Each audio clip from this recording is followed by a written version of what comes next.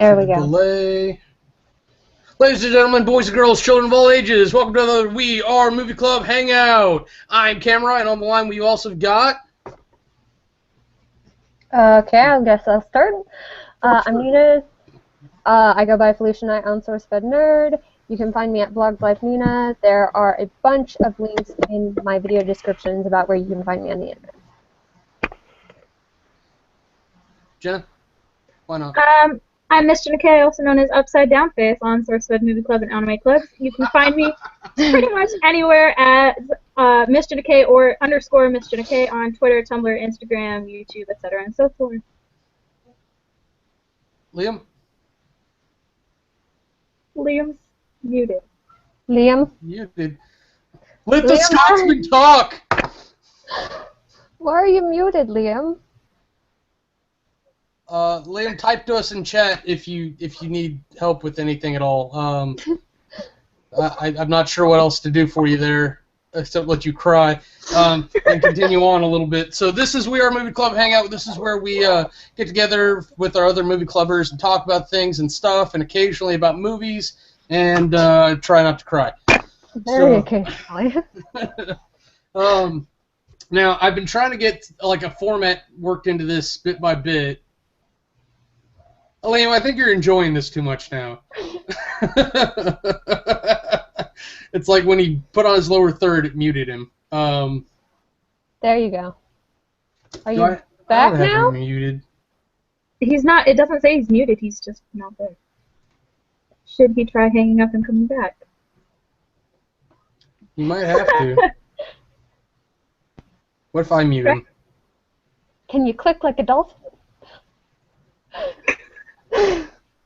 I'm sorry, that was a bitch. Thing for me to say.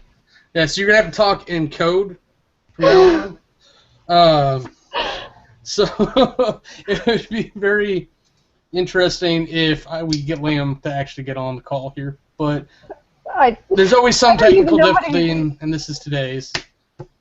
I don't even know what he's doing anymore. He's trying to talk into his microphone that he's got on his shirt. That's what it looks like. Don't eat it. No. Bad Liam.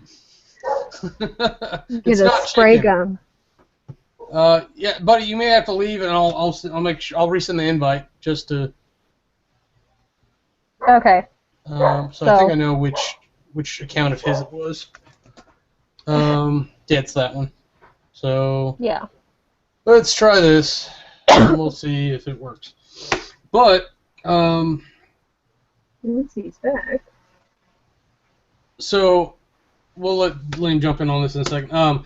I've tried to get like a structure in on this ever so slowly, week to week. And have you guys been keeping track of topics you want to talk about, or what you've watched? Over the past I've watched so many things because I'm trying to catch up on #WeAreMovieClub, and then there's all the other things.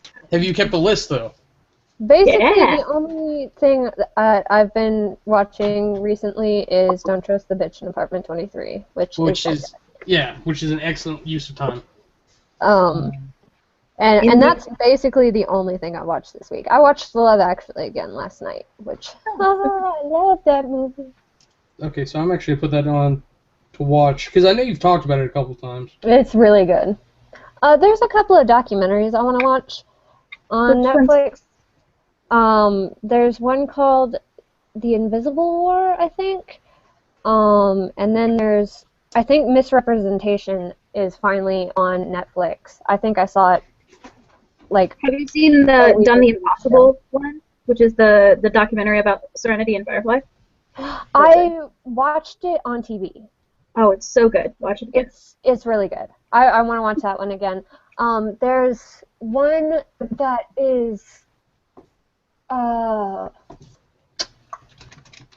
there's one about trekkers that's done by Gene Roddenberry's son that I've watched too. That's really, really good. Mm-hmm.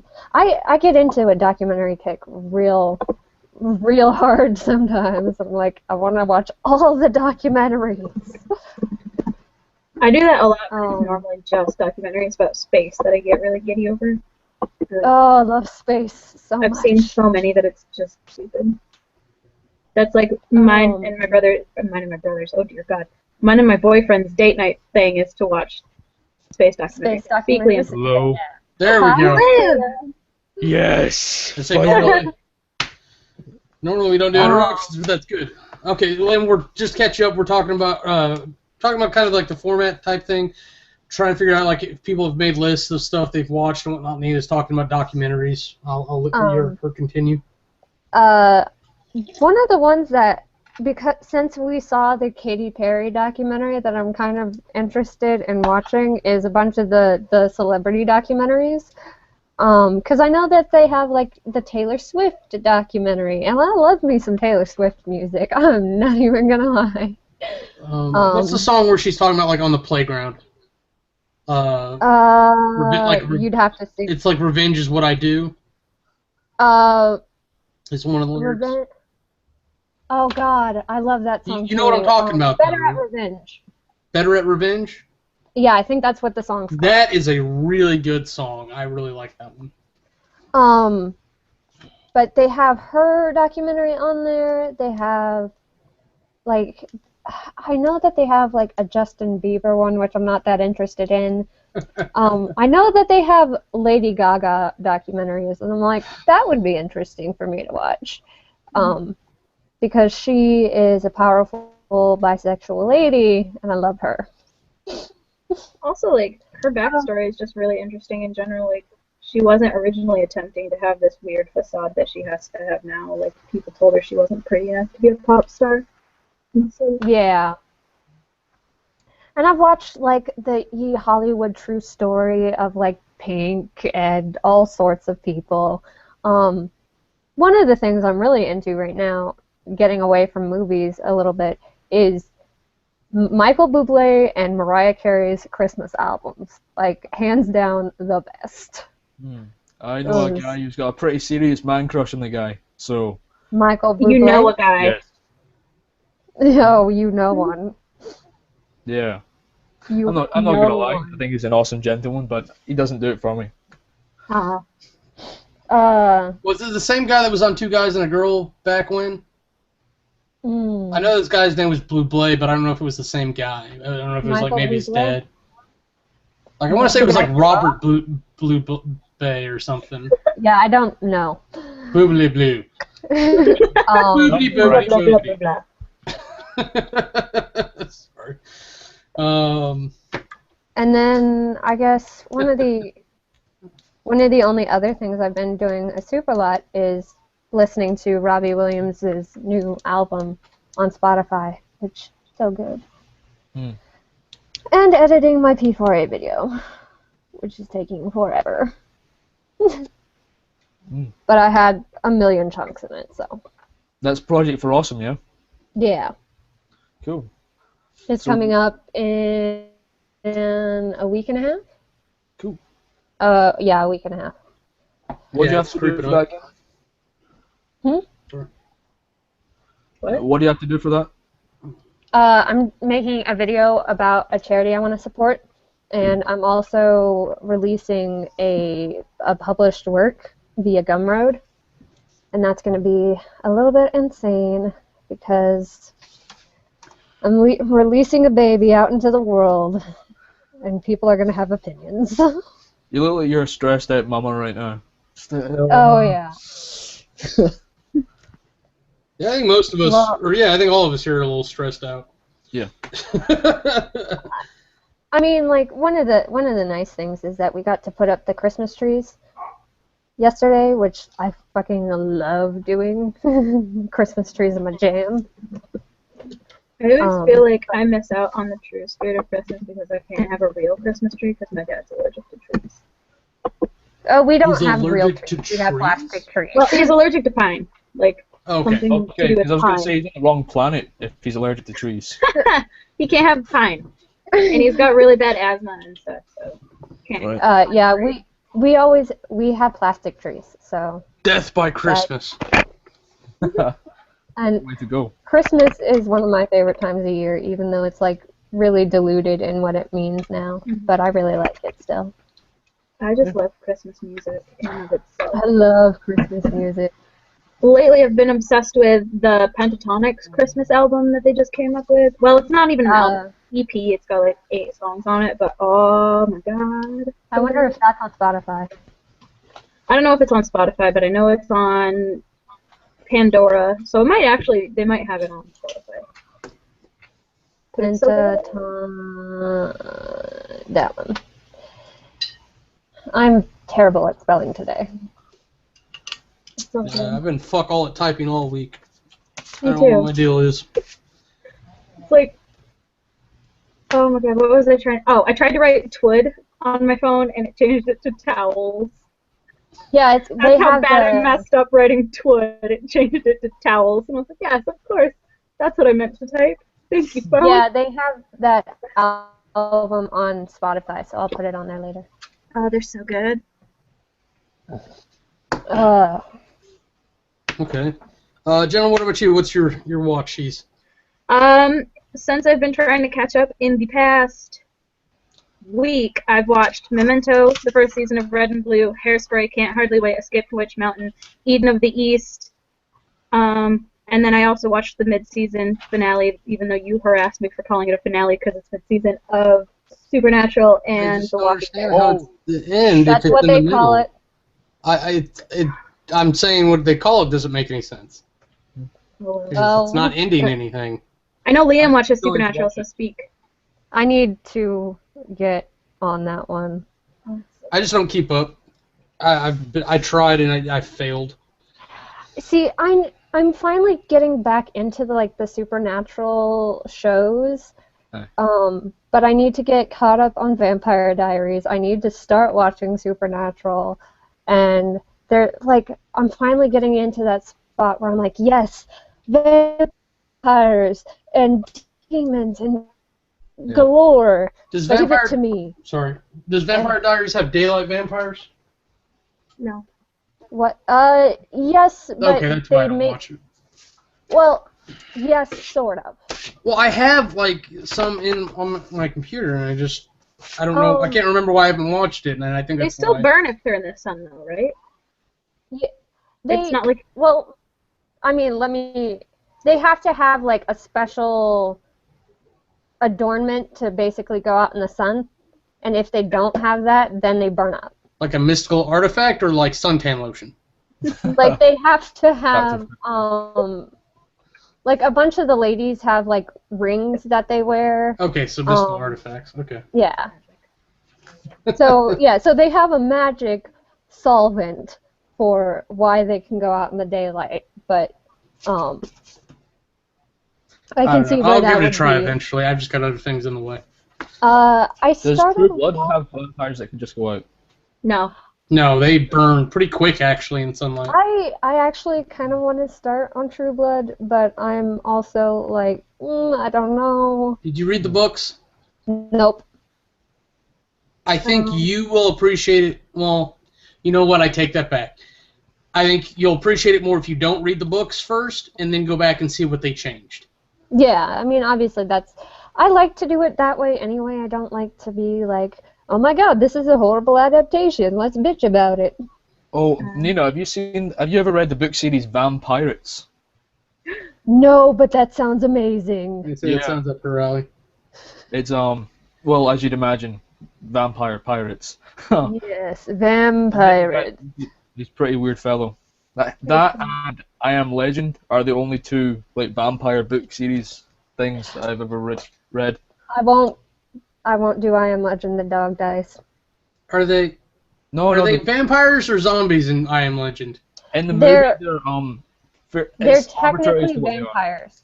Mm-hmm. They're technically vampires. They do burn in the sun. Okay, yeah, let's go there. But they were one of the first links to zombies. Yeah. Okay, they almost seem like there's something else entirely, but yeah, they were basically the starting structure for zombies, but they're technically vampires. Mm-hmm.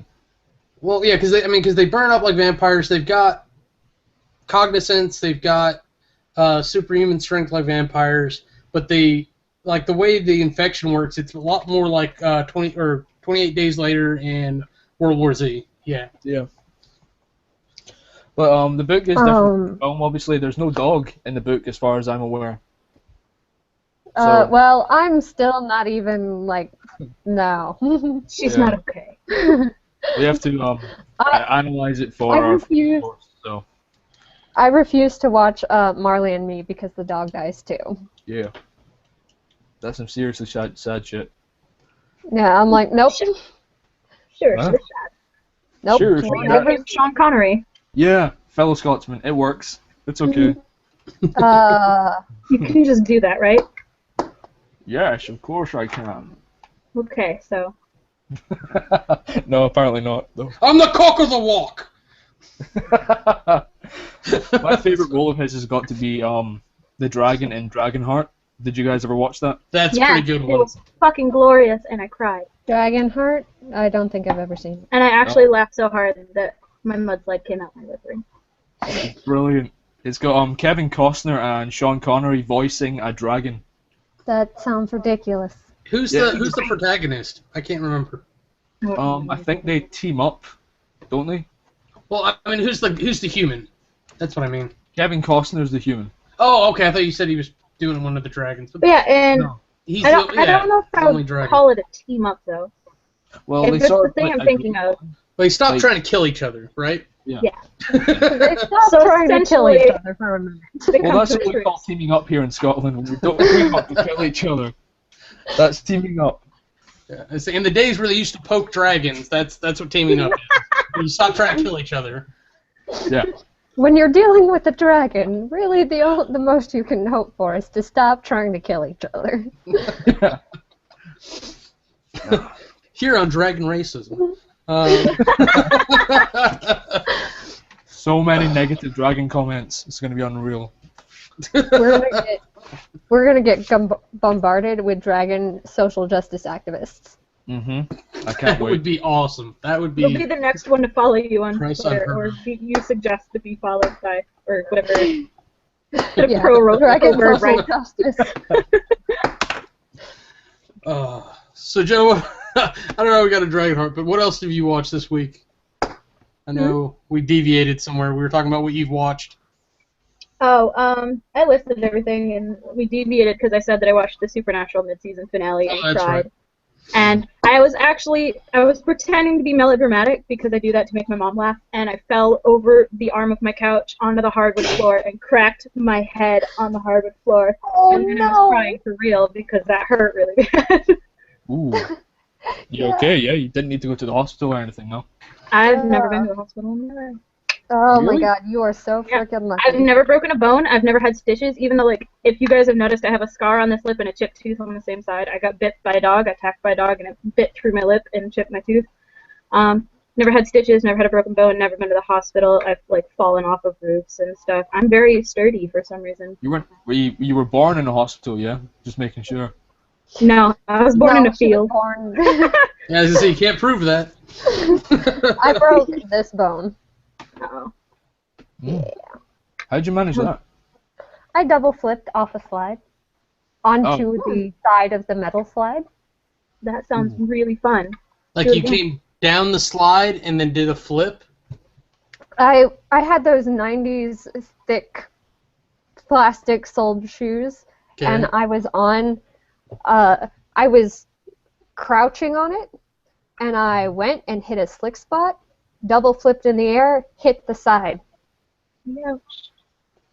You make it sound so much more epic, like you meant to do that in the first Oh. place. Like I'm just trying to work it out in my head. The physics are crazy, but I guess it works. It worked. It's the 90s. Physics didn't exist. I believe you. then. I defied all logic and reason, much like I still do today. I haven't broken anything either. No, I haven't broken anything, sorry. Ever. But I've had... My knee is dislocated 6 times. And I had a pretty bad head injury once. I was on a skateboard, and I'm not very good at that. What? So, flew off of it, cracked my head off the ground as I came down, and then I got up and I'm like, I'm okay. Walked 5 steps, fell again, smacked my head off the floor again. And yeah, Should hospital have just time. stayed down, sweetie. For Stay down. Sorry. the rest of your life, just stay down. Never. Sorry, Avoid anything with wheels. I turned on my heater, and my fucking Harry Potter one on the other side of effing desk went, ew. What the hell, really? Misfire! Misfire! And then I turned it off, and it did the same thing. I was like, It's a ghost trying to tell you something. yeah, that I should watch Harry Potter this weekend. Yay! All the Potter. Okay. Liam, anything on your watch list that you had? Supernatural, I've caught all the way up until the mid-season finale thing. I haven't watched that yet.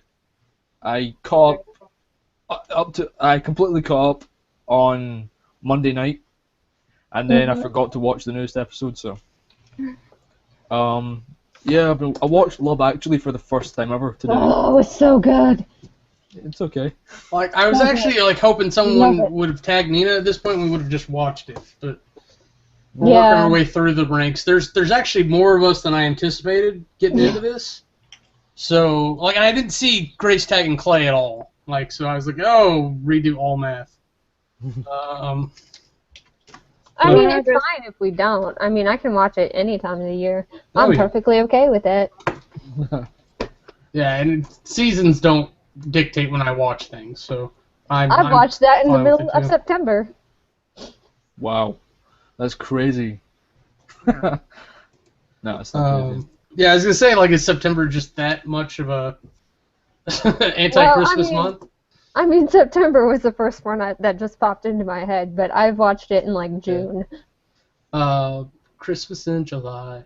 I was gonna say, is anyone actually keeping up with S.H.I.E.L.D. still? I haven't watched the last couple of episodes. It just occurred to me.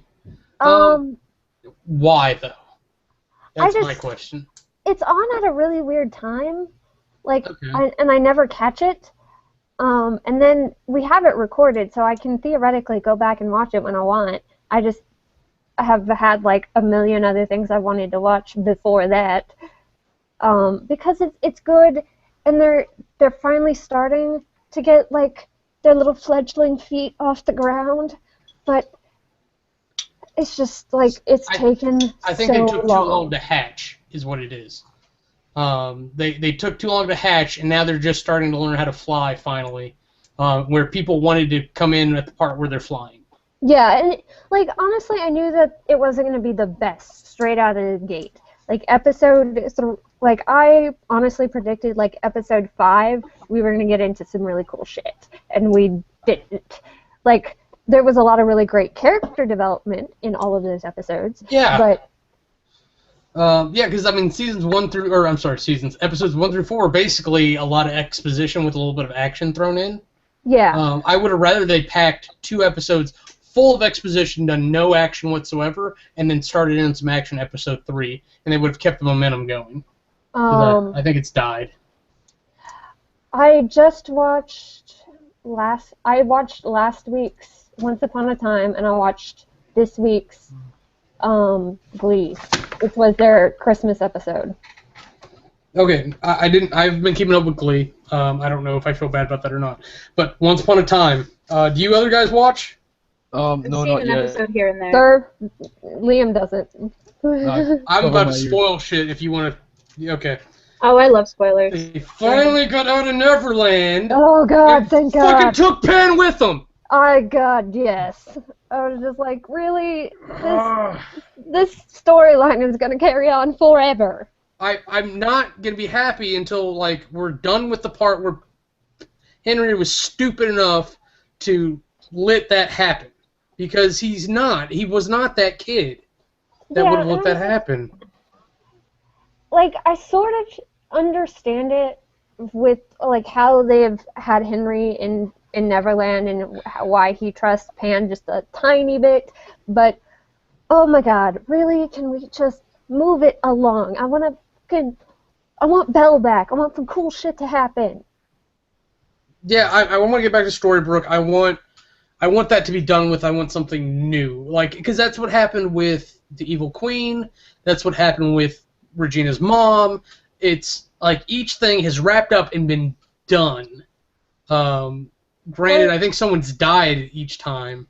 Yeah. I mean, Graham died pretty early. Oh yeah. And then I don't remember who like the second person was, but they've had some major ones. I mean, with Korra, it wasn't really a death so much as a Well, they killed her, right? Yeah, they killed Korra, I think. I'm pretty sure they killed Korra, but there's usually another character that dies besides the big one. And for Korra, they didn't so much do that as get Pinocchio back to being a child. Yeah, and I don't think the point is to have someone else die. I think it is to have another major character dynamic happen at the same time. Because it makes everything more meaningful, and it gives you kind of a realism. Because in real life, things don't happen one at a time. Things happen a lot of things at a time, but if you do it like real life, you can't process it all through a TV show, so you have to do like one or two major things, and then maybe one of the dwarves say,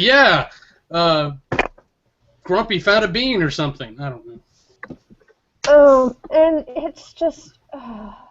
I don't know how I feel about how what's-his-face is getting back to Storybrooke. David, I think it's his name. Oh, yeah, there's big potential for that to go wrong. I don't know how I feel about that, and there is, like, a lot of stuff that wasn't really super well explained about Neverland. Did they kill the shadow? No, it's in the box. No, the shadow is in the sail. Oh, that's right. That's what they did with it.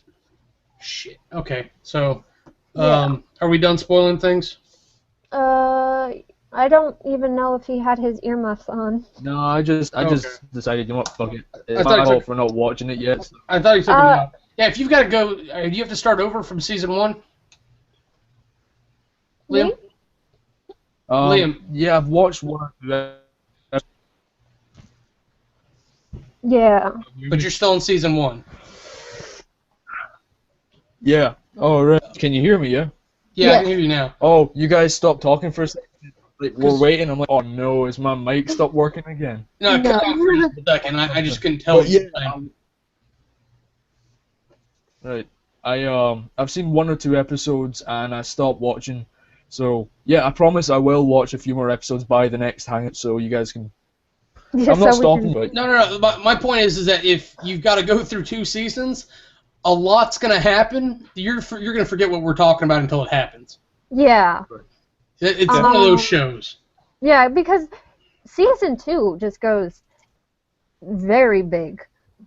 Season 2 is massive. I liked it though. It was a lot of the. I mean, I liked it a lot. Because for a while I wasn't keeping up with it. Like, I watched like 3 or 4 episodes of season 2, and then I would watch 3 or 4 more like 4 weeks later. And then I just dropped off the grid after a while. And so I watched them all in like a week and a half on my the week of my birthday. Right. Well, I spent my birthday catching up with Once Upon a Time.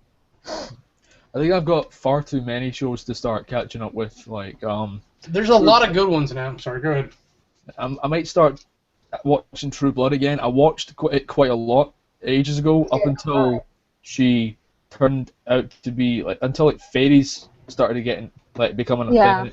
Then I'm like, you know what? No. That's where a huge break from the book happens. Because the way they do fairies in the show is not how fairies work in the book at all. Right. Like there's a dozen different breaches, like up to that point, like to include major characters still being alive. But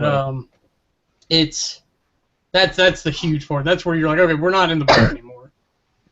But it's not even like, I don't know how to compare it because I didn't read the books, but just the fact that fairies were there and a thing, I was a little bit kind of, that's not really my thing.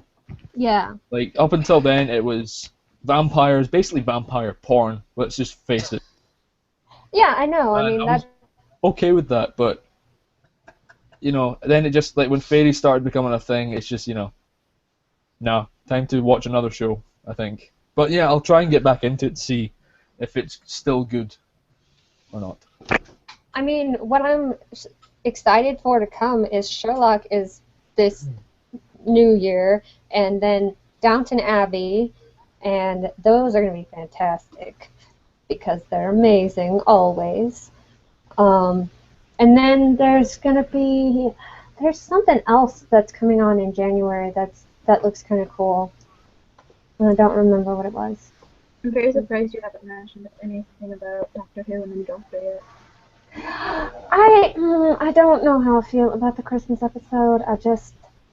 They're usually okay as Christmas episodes, but as Doctor Who episodes, they're sort of crap. I can see that. Because, I mean, in order to focus on Christmas, a Terran holiday, then you kind of got to get away from what the Doctor is. But I mean, they've had some really good ones. Like, I don't know if the Kylie Minogue episode was a Christmas episode. I think it was. And That's that what one I'm thinking it is. It was, but.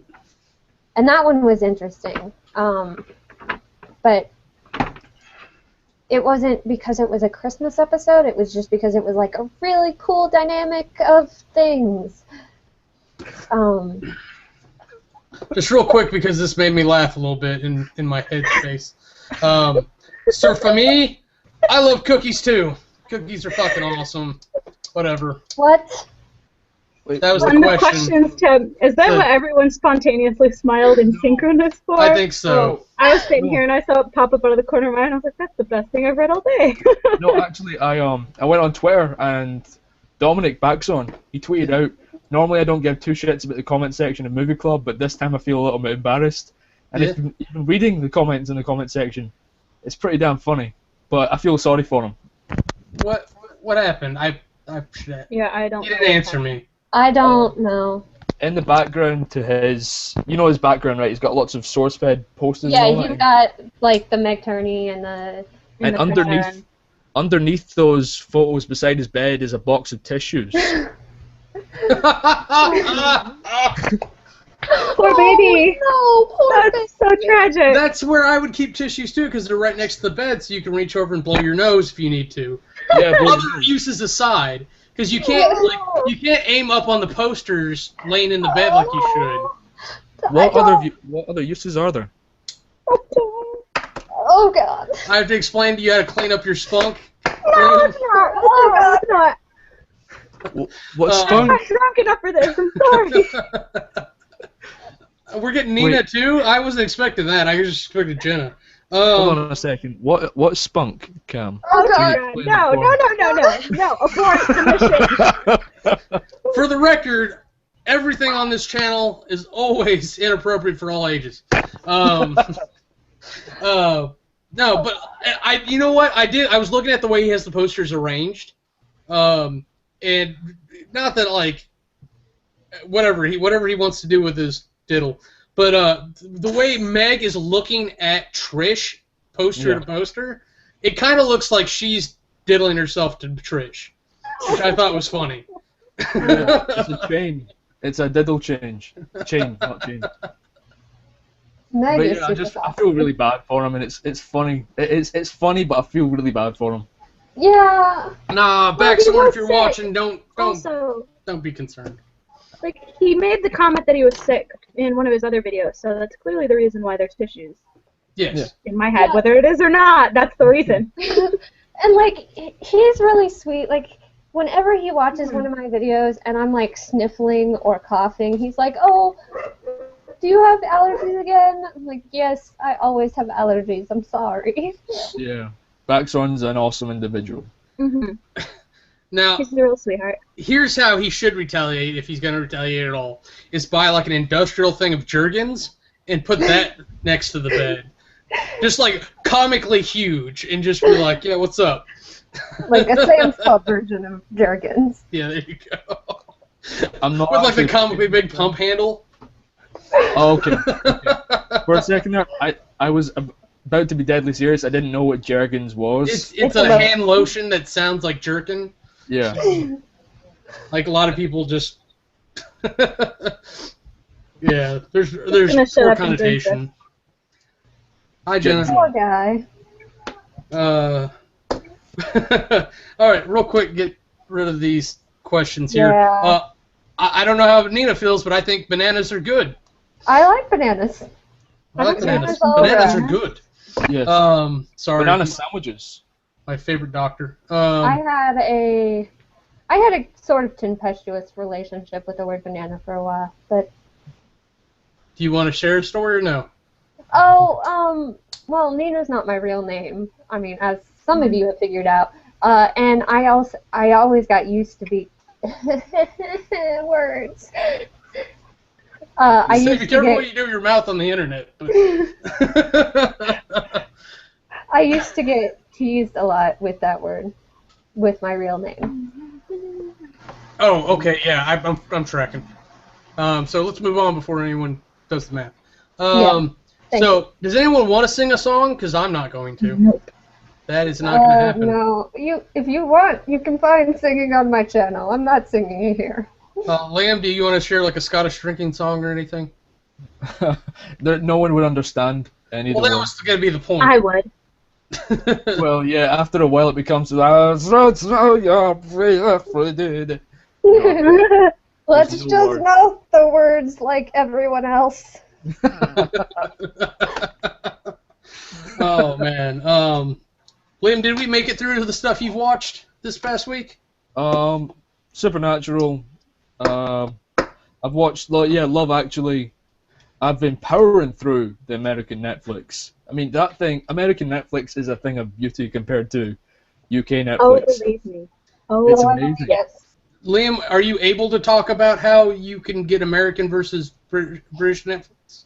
British Netflix? You can Sorry. Google that.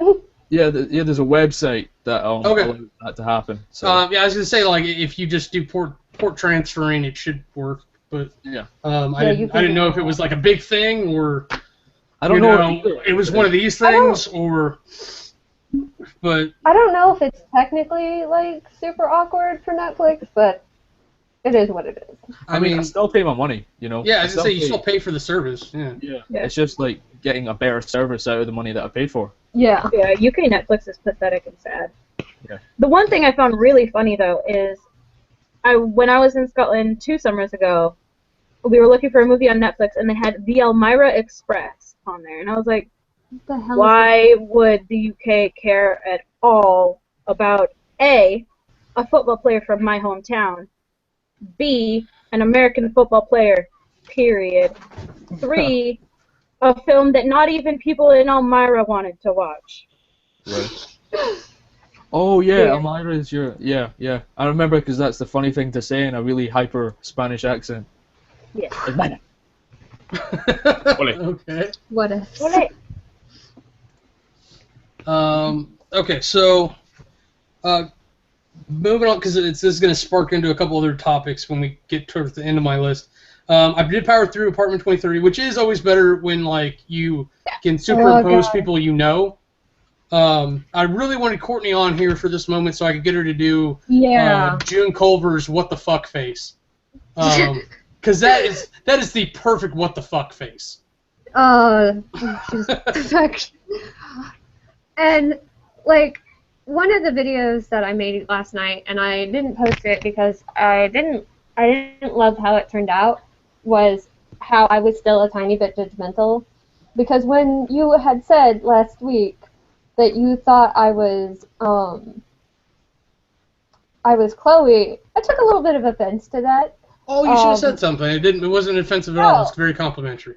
No, I was like, okay, well, I should watch this. I'll just watch it. And like through the show, I was like, he wasn't being rude or disrespectful. He was actually giving me a lot of compliments, which I don't necessarily deserve sometimes. Well, and I'm not saying like like it wasn't like a pure physical thing. Like I'm imagining Nina that's hot and or anything like that. It wasn't that, and it wasn't like that you're a bitch or anything. Because you're usually pretty delightful. But so it's not that you had the personality. It was just the fact that like the color palette hit, and we had been talking about it, and occasionally like I just have celebrity relationships with my friends. Apparently, I killed Nina and Liam. What's going on? Oh, that voice. Oh, okay. That was funny. Yeah, I love Nina. It's so hot. I am a bitch, and I'm not going to deny that. And I like there, especially like Chloe's relationship with the truth of what she adamantly thinks is the truth, and she will defend it till she thinks. We're bleeding into other topics there. Let's move on. But no. It really was a compliment, and I just get that associative things. I see certain celebrities in situations, and I think it was the combination of seeing Kristen Pritter and I can never remember her name. Dreama Walker. Dreama Walker. Seeing them together and thinking you and Courtney together, and the color palettes hit perfectly. And I think you guys could actually, like, if we filmed like a reenactment of the show, like if we wanted to redo the final episode, I think you guys could pull it off really well. Who do we get for Vanderbeek though? I don't know. You know who I would sort of put in Vanderbeek? Who? Wings. Yes, there we go. That would work. Jared, is that his name? Jared? Jared? Oh, I guess that is Jared. Oh, I hate the English language. But yeah, I think he would work really well. We just need a Luther. You know, I know Baxthorn's not at all like Luther, but I could sort of see him being a Luther-like character. You just have to play it up. I wouldn't even put him in like blackface or anything. I'd just be like, be Luther. Just pretend to be Luther. And I don't know.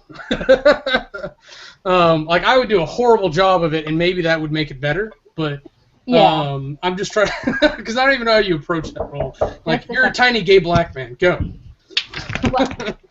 I'm gonna level with you guys. I've got no idea what you guys are on about. I have no clue. What did he do? But it's funny anyway. On my toes. That Julian. I'm gonna mute me.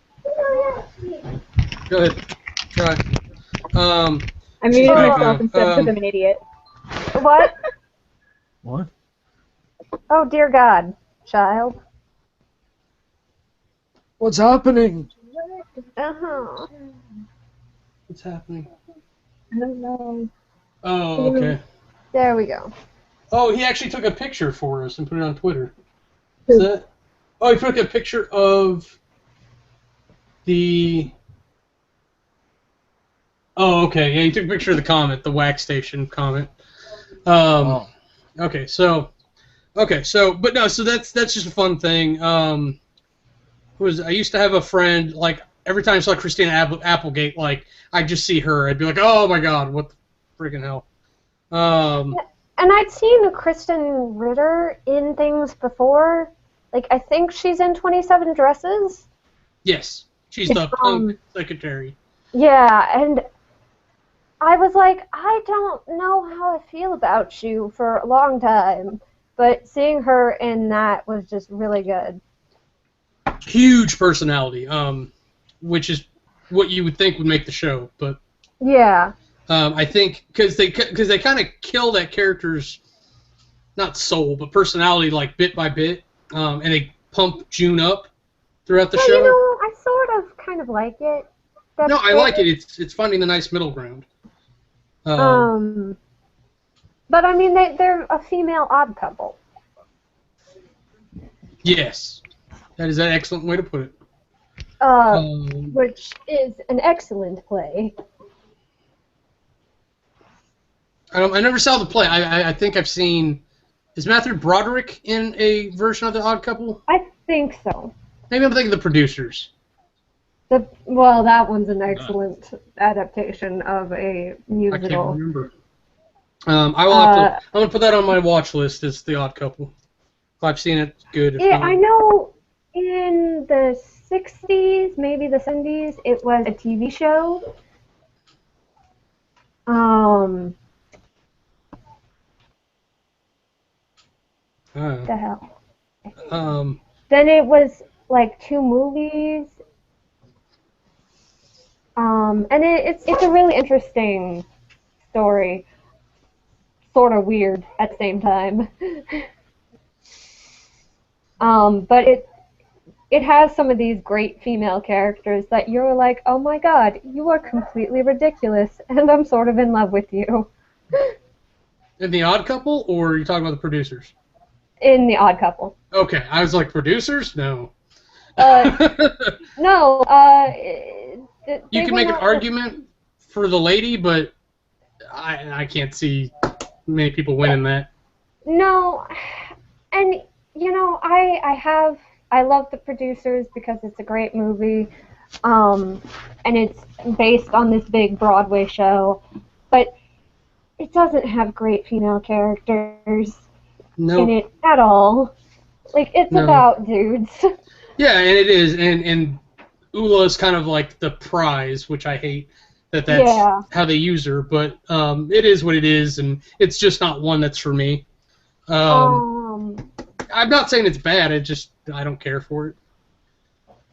The Odd Couple started on Broadway in 1965, in 1968 made a film, and a television series in the 1970s.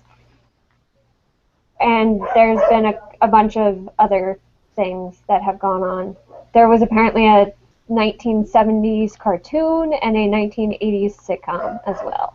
God damn. That's a lot of shit. I mean, it's a really easy formula. Yeah, I guess. That you can make work. It's one like I would think like it would be easier in another story. Like Friends kind of had the same thing going on with Rachel and Monica, and Phoebe and Monica back before the story happened. And I mean,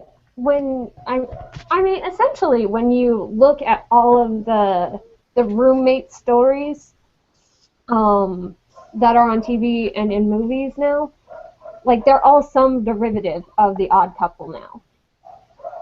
Yeah, I guess when you have a formula that basic, it's hard to get away from it. But. Because even like Sheldon and Leonard on The Big Bang Theory, they're a fucking odd couple. There was also in 1998 The Odd Couple 2, produced by the producer of the original play. Okay.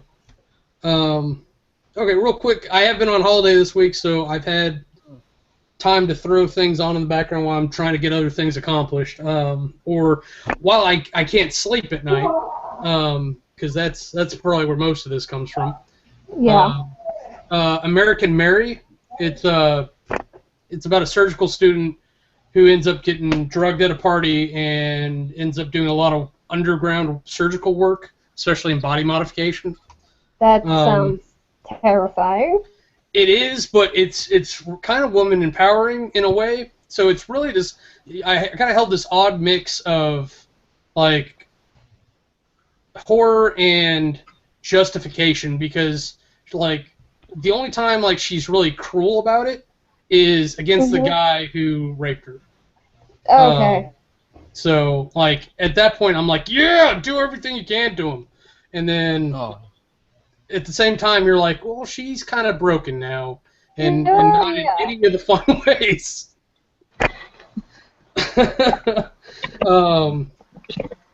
Because it seems like it rules her life. But she ends up getting this underground surgical reputation for doing body modification. There's actually like a scene where like twins want their left arms switched. Okay. Weird. Because I don't know, it delves into a culture of piercings and and Yeah. body modification that I don't know anything about, because there's like the people who get their tongues split, Yeah. like those people, and then like all the back ribbon stuff. Corset piercings. Yeah, that's what they're called. Yeah. Corset piercings are interesting. I would never get one, but I really like looking at them. They're super pretty. I was gonna get one for the longest time, and then I remembered, no, I don't have that much money. Yeah, I don't have that much like physical tolerance for sitting that long. And I suppose you could get them done in sets, but even They then, have such a high rejection rate that they'd rather you do it all at once, because if you get one set, like one side of it, and then your body starts rejecting and you get the other side of it, you're going to lose half of them and then have half of them, so they'd rather just do it all at once.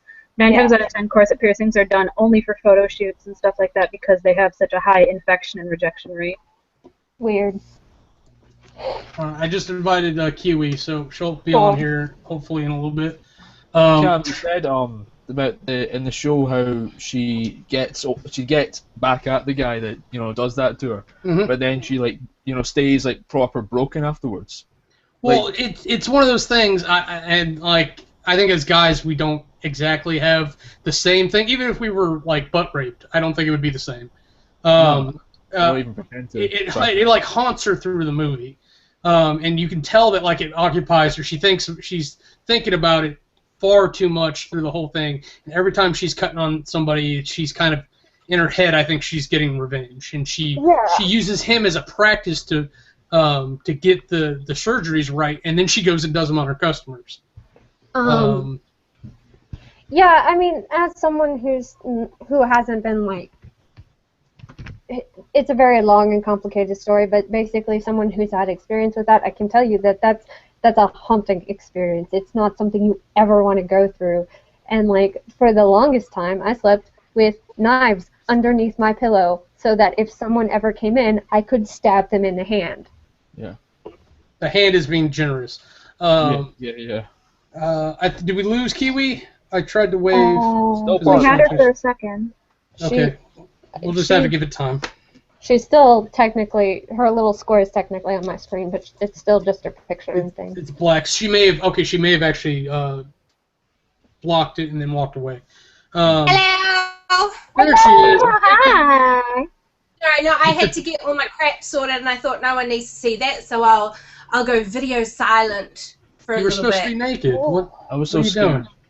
I was supposed to be naked, but I figured clothes might be a better option because I don't want to scar anyone for life. So. Well, Clothes you are do never have that good. lower third very nicely covering it, so you're good.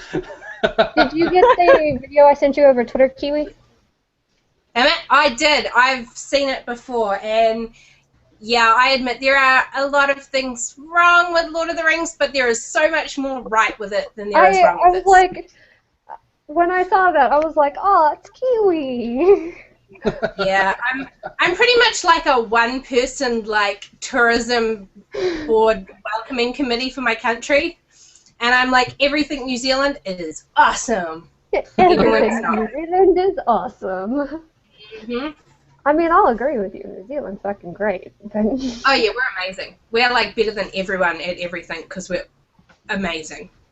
Except Rugby, we're not. then like, nah, you guys are way better than us at rugby, so. Damn straight we Damn are. straight they are. Damn. Yeah, Oh. we're just, Now, I root for Scotland, Liam, when it comes up, but it's all blacks, man. Yeah. Understandable. What is this movie that I have not seen? What? Okay, so I'm going through some of Netflix, just like seeing what's on Netflix that I haven't seen. There's this movie called Fruit Fly, which I'm surprised I haven't seen. Which the description says, when an artist moves to a commune to work on her latest show and search for her biological mother, she soon realizes that she's surrounded by family. yeah, that totally sounds like something I would never want to watch. That is a culty type movie. You said Fruit Fly? Yes. That is just it's in the freaky gay enough for me to lesbian want to watch. section. Sorry, It's I in the watch gay some and weird lesbian shit. section. So, I don't know if that freaks somebody else out, but It does, but that's why I want to watch it. What section? It's in the gay and lesbian section. Oh, that doesn't freak me out. I'm sorry. I just said something horrible on the internet. Okay, I kind of want to get through this list real quick. Some of these are like there's nothing to them. Other ones, it's like I'd love to talk like an hour just on them. But The Last Man, it's kind of a really low budget movie. It's about the end of the world, but there's 2 guys and 1 woman left, and it's all about the dynamics of what happens. I think I've heard about it. Yeah, Jerry Ryan's in it. Yeah. And she looks okay in it, like a lot better than I thought she did at 7 of 9. But other than that, there's really nothing nominal about the movie. You will be quiet about 7 of 9. 7 of 9 was beautiful. I never wanted to have sex with it though. Like I wanted to. Okay. You and your robot lover come over for tea. And the brass teapot, which I recognize both the people in it, but I can't remember their names. I cannot tell you where else I've seen them in, because the guy kind of looks like a poor man's Shia LaBeouf. It's all about this teapot that generates cash when you hurt yourself. Weird. Like it feels pain and it generates money. So it's kind of about them hurting themselves the whole time to get rich. Very weird. The Factory was friggin' amazing. It's a serial killer movie. Like they're trying to figure out who's kidnapping these hookers in their town because that's who he targets. And then the guy's daughter gets snatched. Yeah. Because she's in the wrong place at the wrong time. It's called The Factory. It's who's the guy? The guy from room 427 or 427? Is that right? I have no idea what you're talking about. I have the boombox no guy. idea about any of John these movies. Cusack? John Cusack. He's in it. Okay, well that makes it more interesting to me then because I do like John Cusack. He's the detective. So I think I may have heard about that one. But yeah, if you want to put something on your to-watch list, that's definitely one. The other ones, whatever. The Lifeguard was really good. Kristen Bell, like, kind of has a breakdown around 30 and moves back home to figure stuff out. She takes a summer job as a lifeguard, and ends up having an affair with a 16-year-old boy. Or I say boy, it's a man at 16. They're playing a 16-year-old. So like until you said the bit about her having the affair with the 16-year-old, it sounded like the start of every female character-driven romantic comedy ever. Yeah. Woman in her 30s has a bit of a breakdown or a midlife crisis or is divorced or doesn't know what to do, so she moves back home and inside she finds that she had the power to be whoever she wanted to be. Sounds like Cake, which is a very weird movie. It's about this woman who like categorically cannot commit to anybody. I mean, even her own damn father. And her father goes through like a heart attack or something, and so she has to take over the bridal magazine. Okay, I'm gonna watch that now just because it sounds horrible. It's weird and terrible, but I sort of loved it. Yeah. So if that sounds appealing to you, I'd say watch it. It's not going to be for everybody, especially since it has technically child molestation in it. Yeah, that's a little bit weird. But the whole situation, the way it builds, like I don't know. I'm not going to say it's acceptable, but it's interesting, in the least. Okay, and then I watched these other two at like 3 to 8 in the morning when I couldn't sleep. R.I.P.D. Rest in Peace Department. That one's good. I like that one a lot. I still need to see that. I can't say it's good, but everyone should watch it. Have you seen I'm ready to watch, but Have you seen Dead Like Me? The TV show? Yes, the TV show. I can't remember, so probably not. maybe. Watch that. It's really good. If you liked some of the supernatural elements in R.I.P.D., I think you'll like that one. Do they do the thing where they're in different bodies some of the times? Like, when people look at them, they see a different face. Then Yes. That bothered me. That was the worst. If that wasn't there, like if they had just performed in their bodies, like I think it would have been so much better movie. In Dead Like Me, they reference it like 6 or 7 times over the 2 seasons, so you're not getting it like every episode. But what's so funny? No. I was just watching Liam, and I'm like, what are you doing? Jena sent me a message on Twitter saying, smile, so I smiled for like 5 minutes straight. No one noticed, and then she typed back, stop smiling, you're being freaky now. So I started doing a sad face, and I hurt my face doing a smile, and I'm massaging it now. And then you just noticed. But, yeah, they bring it up like 3 or 4 times in the first season, and like to really make you sort of aware that that's what's happening. And then they mention it like once or twice in the second season, and then it's like, okay, no more. Well, it becomes apparent really obvious. Like the old guy's actually, he looks like a Hollywood supermodel.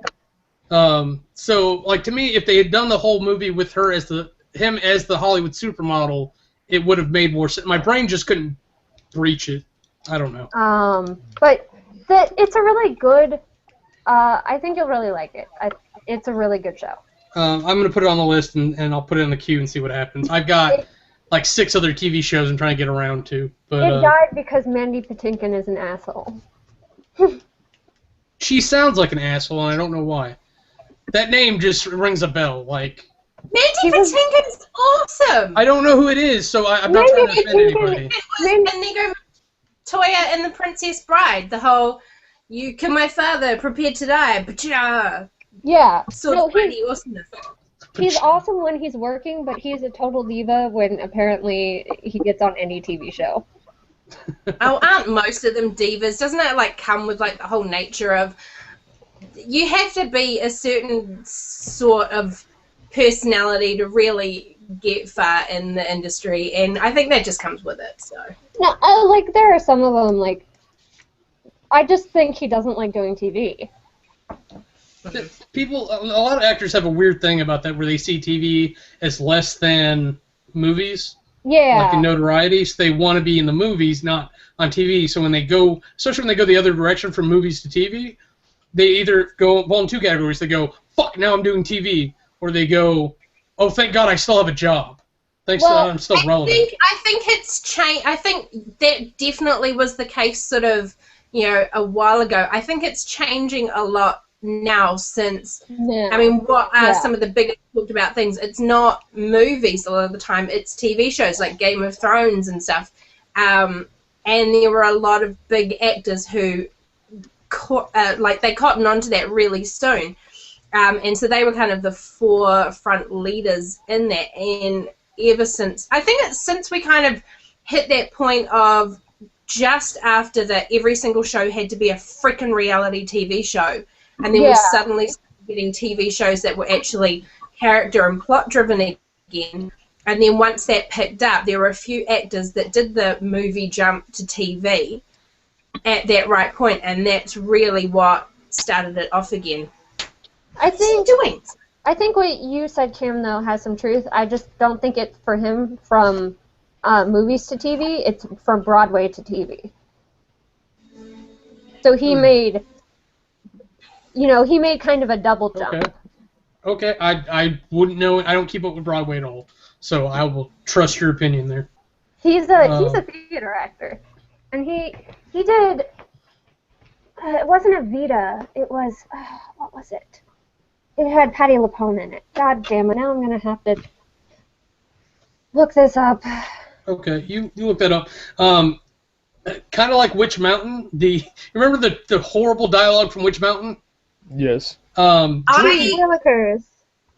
refused to watch Witch Mountain this week because I remember loving it as a kid, and I'd seen little snippets of it here and there over the years, and I'm like, oh, that no good. So I was not going to ruin my childhood memory by watching it again. So I flat right refused to take part in movie club this week just to preserve the innocence of my wonderful childhood memory of that movie. I think that's a good choice. That was your goal. Yeah, that was probably a good choice because I didn't watch it as a child, and I thought it was terrible.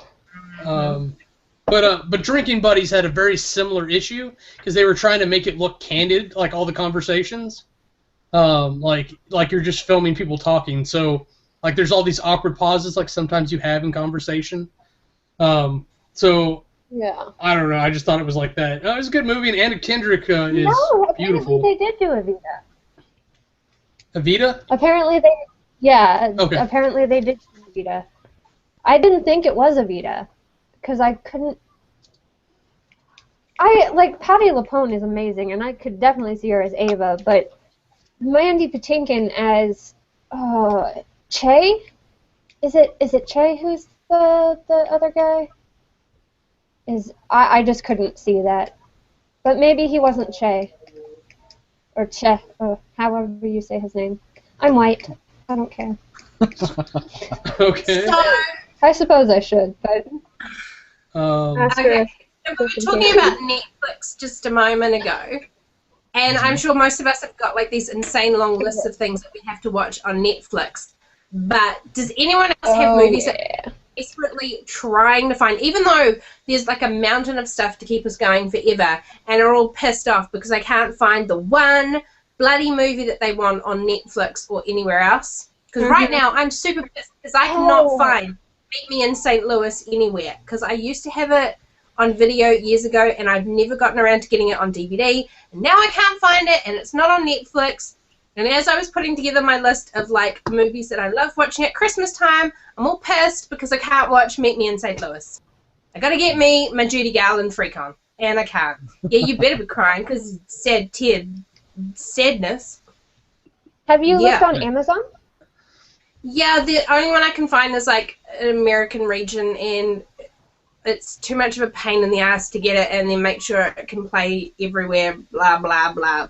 And that's an older movie too, right? Yeah, like 1944 or something. Yeah, you're probably not going to find one that will play in New Zealand that's American region. I know there is a PAL region of it because I have seen it out, and for some stupid reason I didn't buy it when I saw it, and now I'm freaking kicking myself because I want it. So, yeah.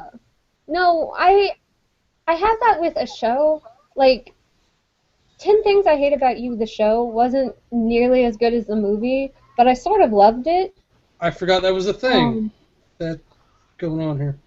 It's basically not at all like 10 Things I Hate About You. It just has the character names. No, yeah, I get you. I just forgot it. I forgot it was a thing. I need to actually watch it. It has the Lindsay, I can't remember her last name, girl, who is on, she was on Ned's Declassified something or another, I can't remember. That girl. I know who you're talking about, but I don't know her name. Is it? Yeah, What's the character? yeah. Lindsay Shaw. That's the There we go, Lindsay Shaw. Lindsay Shaw. Thank you, Internet Movie Database, for having the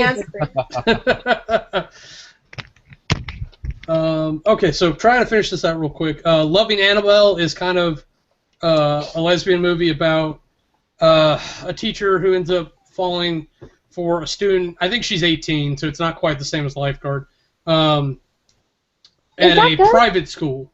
It's good. I just fell asleep at the end, so I don't know exactly how it turned out, but I'd like to imagine that they live happily ever after.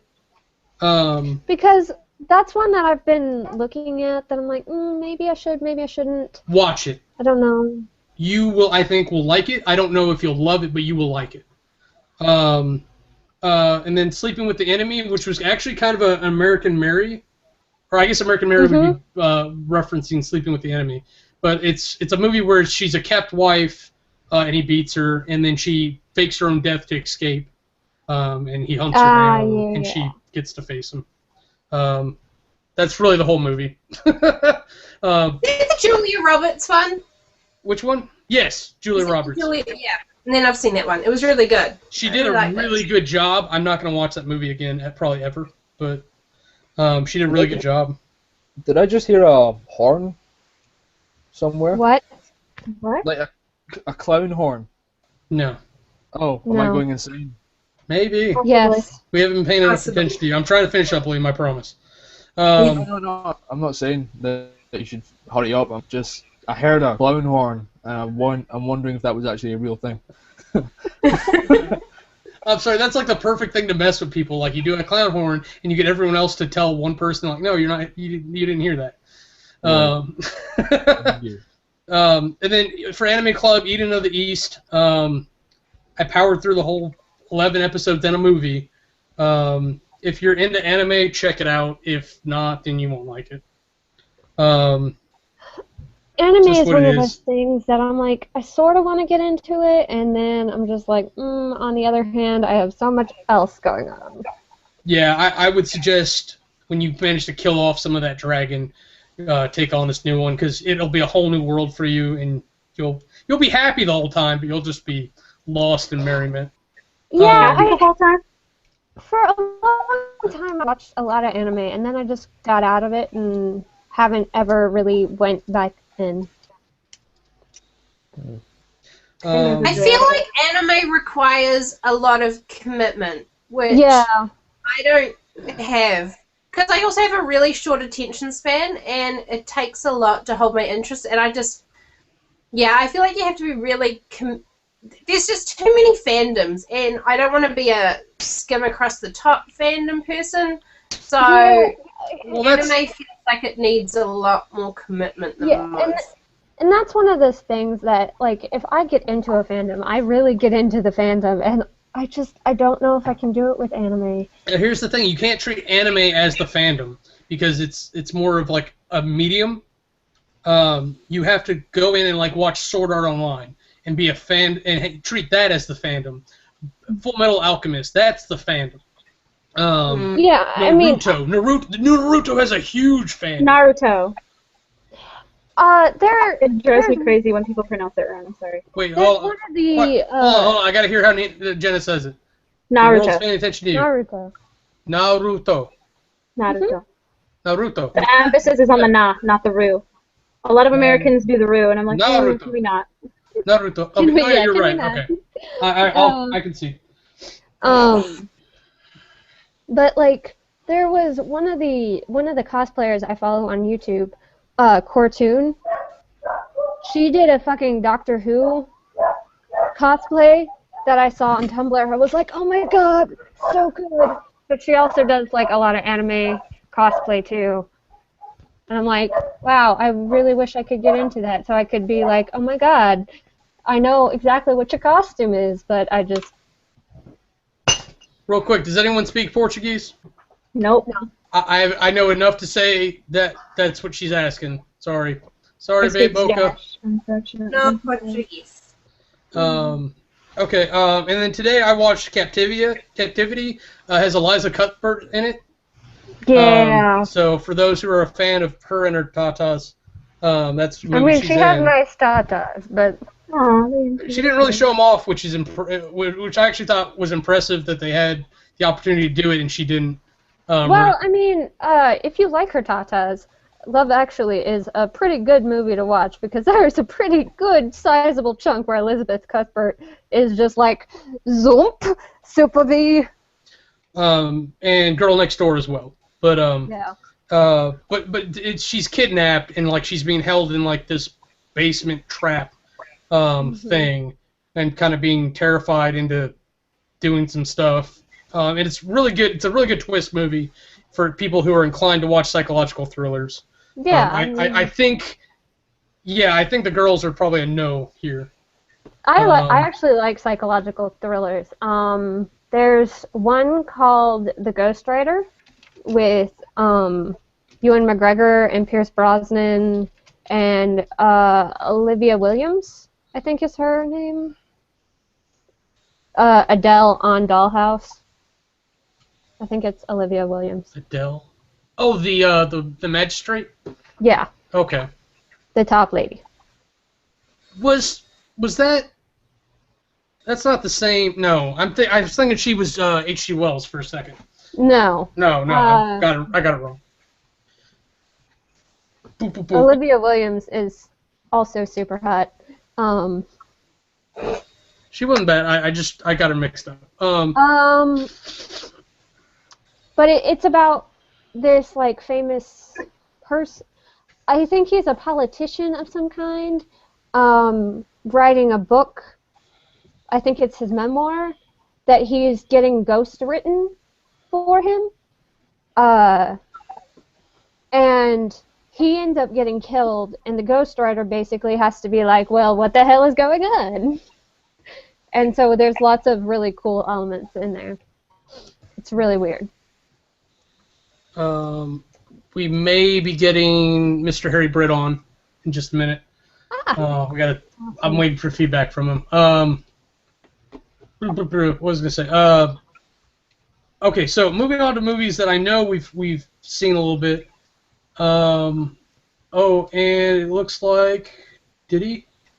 No, Clay has not posted his video yet, which I'm waiting on to release mine for Land of the Dead. I don't know if we want to step on our videos here with this one, but the one thing I did want to talk about is intelligent zombies as kind of a general thing. Right. And then I'm not a huge fan of the zombie in general. I think it's a good tool. I'm sorry, go ahead, Liam. No, I think it's a very cool idea. It's a very interesting idea. I mean, like, the whole, like, premise behind, like, us versus zombies is that we have an advantage of intelligence and, like, how to work the world that we live in. But this movie kind of removes that, in a way. So it humanizes them a lot. Yeah, exactly. So, like, at one point they use guns and, like, knives, and it's an interesting idea, although I wasn't a fan of it in this film. You know what I mean? Well, yeah, and I'm not a fan typically because once you start humanizing the zombies, you take away a lot of their power, like as an enemy. Because part of the advantage of using them is that they're people that you don't feel bad about killing because they're also monsters. Mm-hmm. But when they start becoming people again, you start questioning it. And this movie, I think, does that a lot. But there's other examples too. Sorry, Nina, you had something. I just don't like the idea of zombies in general. Like, I've never been a super fan of them.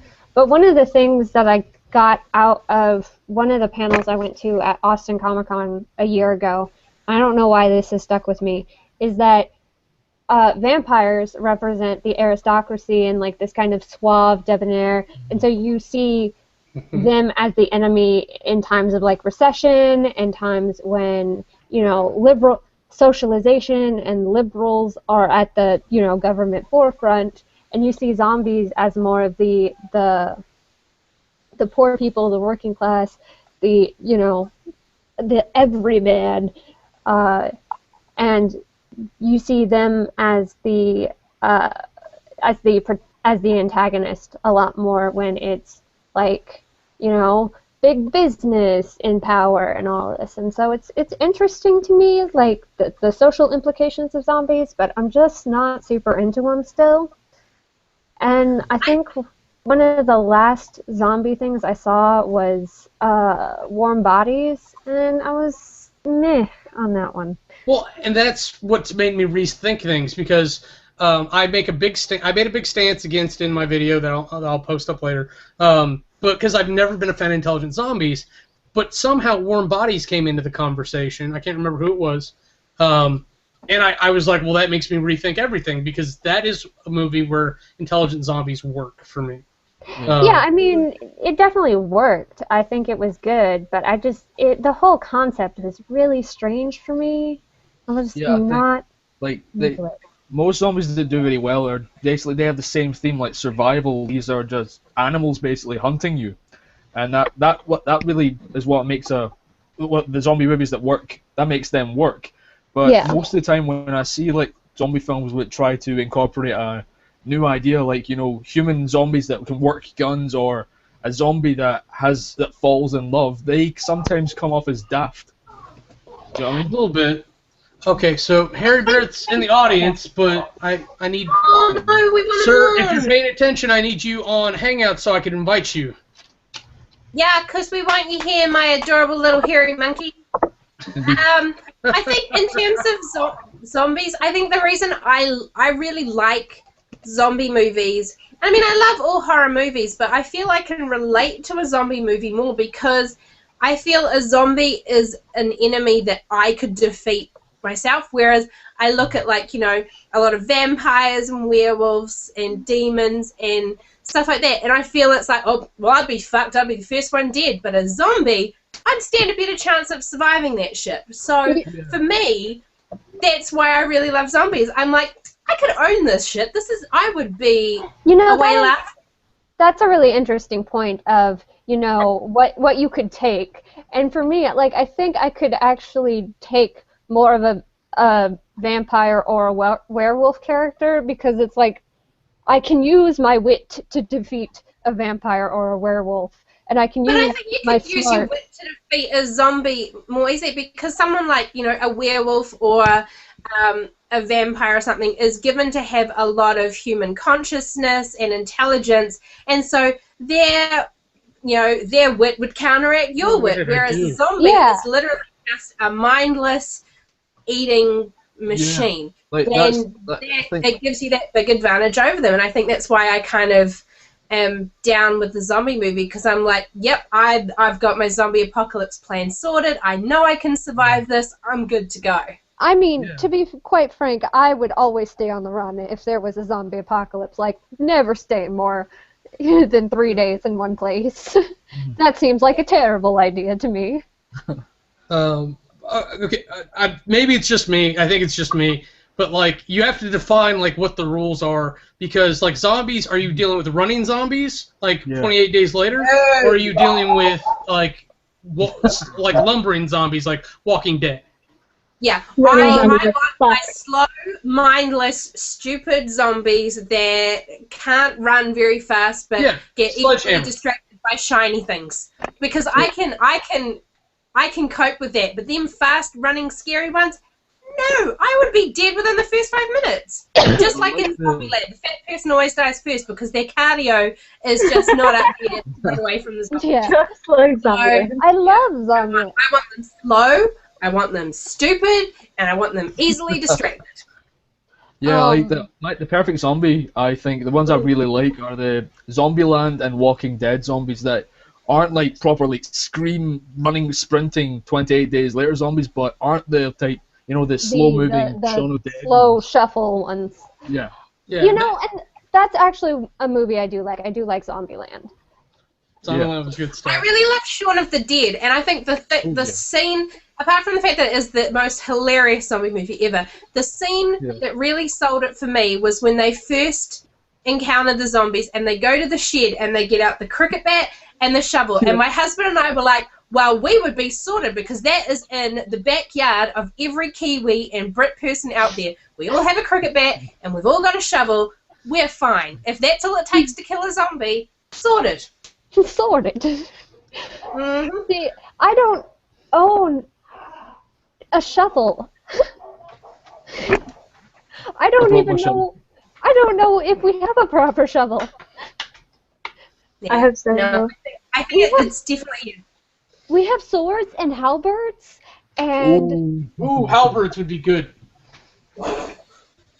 And we have like spears, but I don't know if we actually have a proper shovel. I used to play softball and I played baseball for the longest time, and then they tried to get me to play softball because I was a girl, so I quit. So I have probably 7 or 8 full-sized metal bats. Do you have a Louisville Slugger? No. Real quick, just because it's the easiest way to tell him, because he's obviously watching.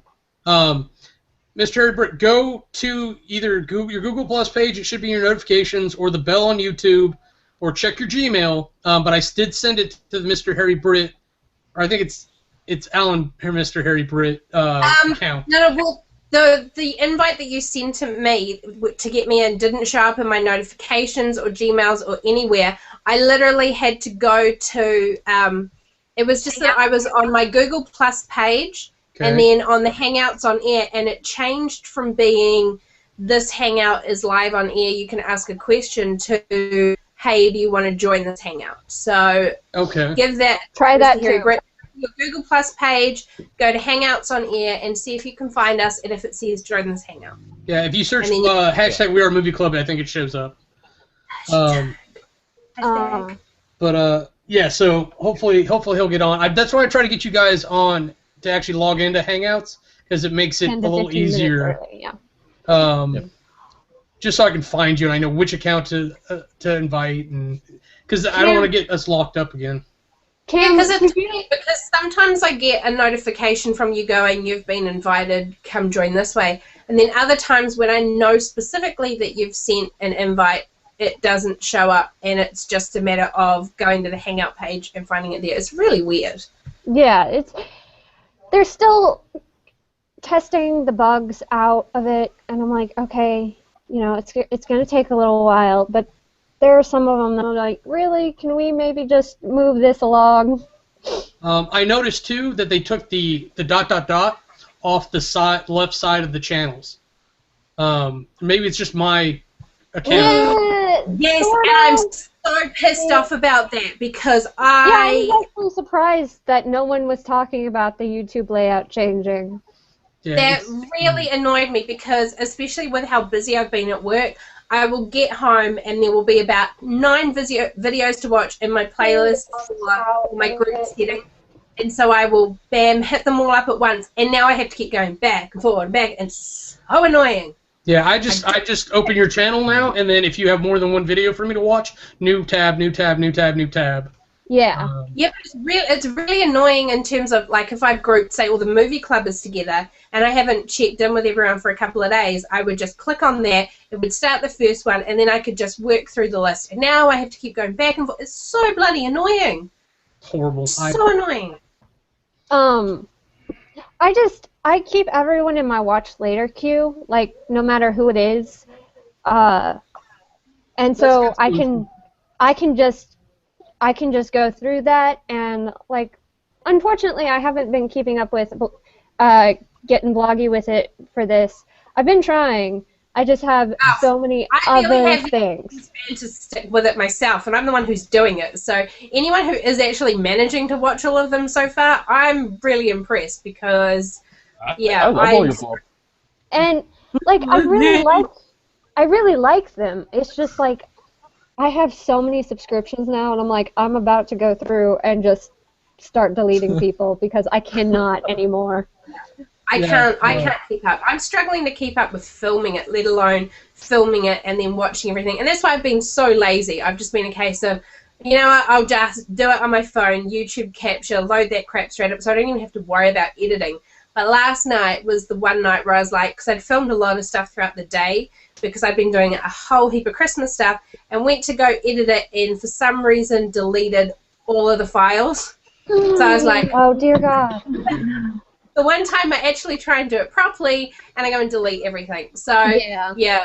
Yes, I wouldn't even worry about yesterday's vlog. It was literally me just going, I'm a dick, I deleted everything. Christmas shit happened. Tune in tomorrow. So Christmas shit happened. Christmas shit happened. Oh my! Very much. Yeah! For our very first time, we have Mr. Harry Britt. Alan, do you want to go ahead and introduce yourself? You've got to unmute you himself might first. need to unmute yourself first, though. Yeah. Yeah, up towards the top, brother. Oh, sorry, Kizzy. I just kicked my dog. Do we just have a UK problem today? That because Liam. No, he's definitely muted. Before Liam didn't have the little mic thing. Howdy. There we go. How are you? Hello. Hey. Hello. It's weird not to have the setup in the background. Yeah. I was gonna say, if you want to rearrange it so you're advertising yourself the whole time, that's cool. I would do, but it's there, and that involves more effort than normal. What we have been doing is doing our lower thirds. Liam doesn't have his turned on, but if you look at each of our screens, we've got a little. No, yours is off. We've got a little thing saying like who we are. Does he know how to do it? You have to get. Yeah, as I say, this is your first time, so. It was a nightmare getting in, let alone having an annotation at the bottom. It's just... it is a whole thing, but if you go to the left side, where the applications are, you go to wonderful. It pops out. God. Anyone would think that I'm not a web designer. That's just fucking... I'm amazed by Google. That's never going to happen again. Fucking hell. Ridiculous. Okay, so left-hand side. Hello, Kiwi lady. Hello, Mr. Harry Brett. Okay, so left-hand side, I've got chat, screen share. 3 dots. All the way at the bottom, there's 3 dots. 3 dots, yeah. You go there, go to plus add apps. Yeah. And there's one called Hangout Toolbox. Yeah.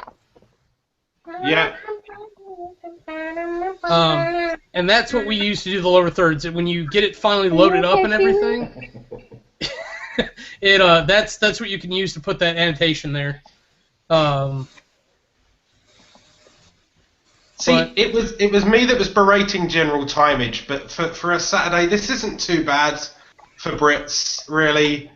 Yes. I'm not too sure about like Servatorix Liam in reference to this, but yeah, it's not too bad this time of night on a Saturday, I guess. It's the same time as you.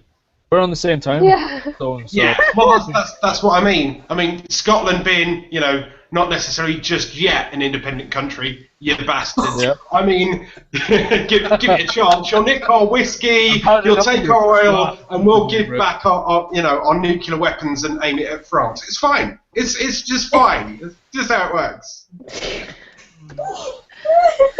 It's how we build countries. We send like convicts to Australia. We send even more convicts to New Zealand, and then we send like gingers up north, and then you run away with our country. Wonderful. Yeah, we do. Fucking wonderful. I think he may have a bigger personality than me, and that's hard to do. Oh yeah, that's why I'm saying Alan's going to take off. He's going to be ahead of us in no time, by far. So you already got like a couple of 1,000 subscribers or something crazy? Yeah. 1,164. Yeah, he managed to get the luck of the draw there. No, it's his personality and the fact that he knows how to advertise himself properly. Yeah, I mean, yeah. I mean, you and I talked about it on your how to advertise yourself properly, essentially. It's quite a bit of luck, though. I'm very, very lucky. I'm a web designer and I'm self-employed. So yeah. I'm one of those people that if I'm going to do things, I have to do them properly. 2 feet in, not only with work but with love as well. If I fall for a lady, then it's heart and soul, which unfortunately does lead to heartbreak and shit as well. But yeah, in the process, I thought, fuck it, it's time to start doing YouTube videos. Nina, mute yourself when you walk away. I muted her. I got you guys. Yeah. So yeah, I decided it was time to start doing YouTube videos. I did couple 2 or 3 years back before the main grew, and and I was just thinking, well, you know, if I'm going to do it, I need to do it properly. So I threw out a video that if you scroll back all the way back to the bottom, it's horrific. Oh. It's me with a little compact camera. Oh dear Lord! And they're amazing that way. The washing up in the background that's not done. It's just it's horrific. But I think if you ignore the sound and shit like that, you still get my personality over. And then I was like, well, I need a set background. I need to do the branding, and that's when my work brain kicked in, and I went, well.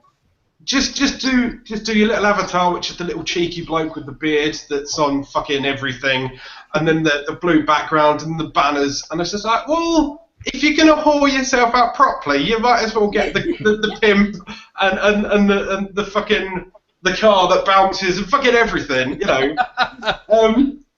And then I was very, very, very, very lucky. The first week I posted a movie review response. It was the Who Framed Roger Rabbit review, and out of the blue they find a hairy Brit that just goes, not David Bowie's penis, and that's it.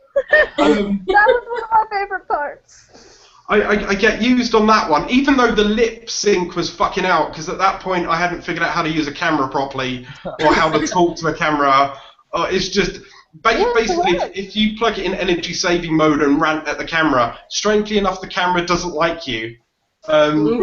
Especially considering this little thing here, it's just a webcam. It cost me 12 quid, which is in New Zealand dollars, I don't know. It's about £74 million. Yeah, something nuts Yeah. like that. It's not much. I'd say mine probably costs about the same, honestly, Alan. Because mine's detachable, and I can do that. It's so weird when you do that, Cam. Exactly why I did it. No, but see, it's good that you had your personality in your videos. See, like when I first started off, I had a camera. I bought a specific camera for it. I'd got the flag in the background, but my personality was it's cringeworthy to say the least, my friend. I was like, "Hi, my name is Servatorix, and this is a review. You know." I go back to my first video on January 10th, where I'm like bawling my eyes out about The Fault in Our Stars, and you like it's terrible. Like you can't hear half of what I'm saying because I'm just I have a lot of emotions. I think my first one was Top Gun, and it was kind of like this cross between. I started out trying to be all like, no, I'm all nice and normal and polite and everything, and then I got to the bit about Tom Cruise's creepy tongue during the kiss scene, and then it was all over after that, and I turned into crazy rambling person. So I tried to be normal, and it didn't last. So I just have to stick with this is who I am. So whatever. You either like me or you don't. I don't give a crap. Just realized it's less than a month. No, I like you too. I just realized, hold on. I don't know if Jena and Alan have conversed before. I don't think so. Possibly not. No. In all honesty, I've seen most of you guys and girls within reviews. But no. So hello. Here's my spiel. I'm Mr. Hairy Brit. That's my. Oh, there's no TV. There's no TV there. Fuck! It's naked. It's naked, and I feel Very I wrong. feel exposed. Stop looking, Chris. Stop looking. So no, I'm mega lucky. I initially thought, fuck it, if I try and copy Philly D and just be British and hairy and a rocker, maybe that's close enough to the formula that it works. And then you fucking killed it. It works right now. Well, yeah, but now I'm used to chatting to camera. I mean, the first video took me 4 hours to film. It's an hour and 40 minutes of me cringing at myself trying to do it in one take. And then I figured out that you can clip it. You can just jump cut the crap out of it. It's like wonderful. Oh yeah, jump cuts are amazing. Just edit all the crap out. Just none of that. Look at my Home Alone video and look at the Hurricane David video. That's one take of the same day when my best mate wanders in like a massive dickhead and starts to put me off. So. Is that the same one that wandered into your apartment in an earlier video? Yeah, it's the guy that falls asleep with his hand down his trousers. Yeah. Right. So I love him. I moved up to Huddersfield 3.5 years ago. I used to live in Kent, hence the accent's not a tractor. Flat cap and mole dances and fucking. So I moved up north. Unfortunately, after a lady that then figured out that when she goes to university, there's loads of penises that aren't mine, so therefore she needs to go visit them all systematically. One by one. She has to check that they're the best. Quality assurance. Well, yeah, I thought she was fine, and then I found out she was an attention-seeking whore. But anyway, so, I moved up north. You are live on the internet, Al. As long as you're okay with it. I just want to That's fine. I do YouNow streams where that attention-seeking whore decides to jump in to watch me. That's entertaining! Yay! Fucking brilliant. Anyway, I moved up north very, very luckily. I met a friend at a Papa Roach gig. A Papa Roach gig and a Lost Prophets gig. Yeah, that's awkward. Awkward! So, for those that don't know, Ian Watkins, a wonderful Welsh actor that's linked right up there with Jimmy Savile and Rolf Harris. Right up there. So, yeah, I met this lass at a Papa Roach gig, and she was like, well, rather jokingly, why don't you move to Yorkshire?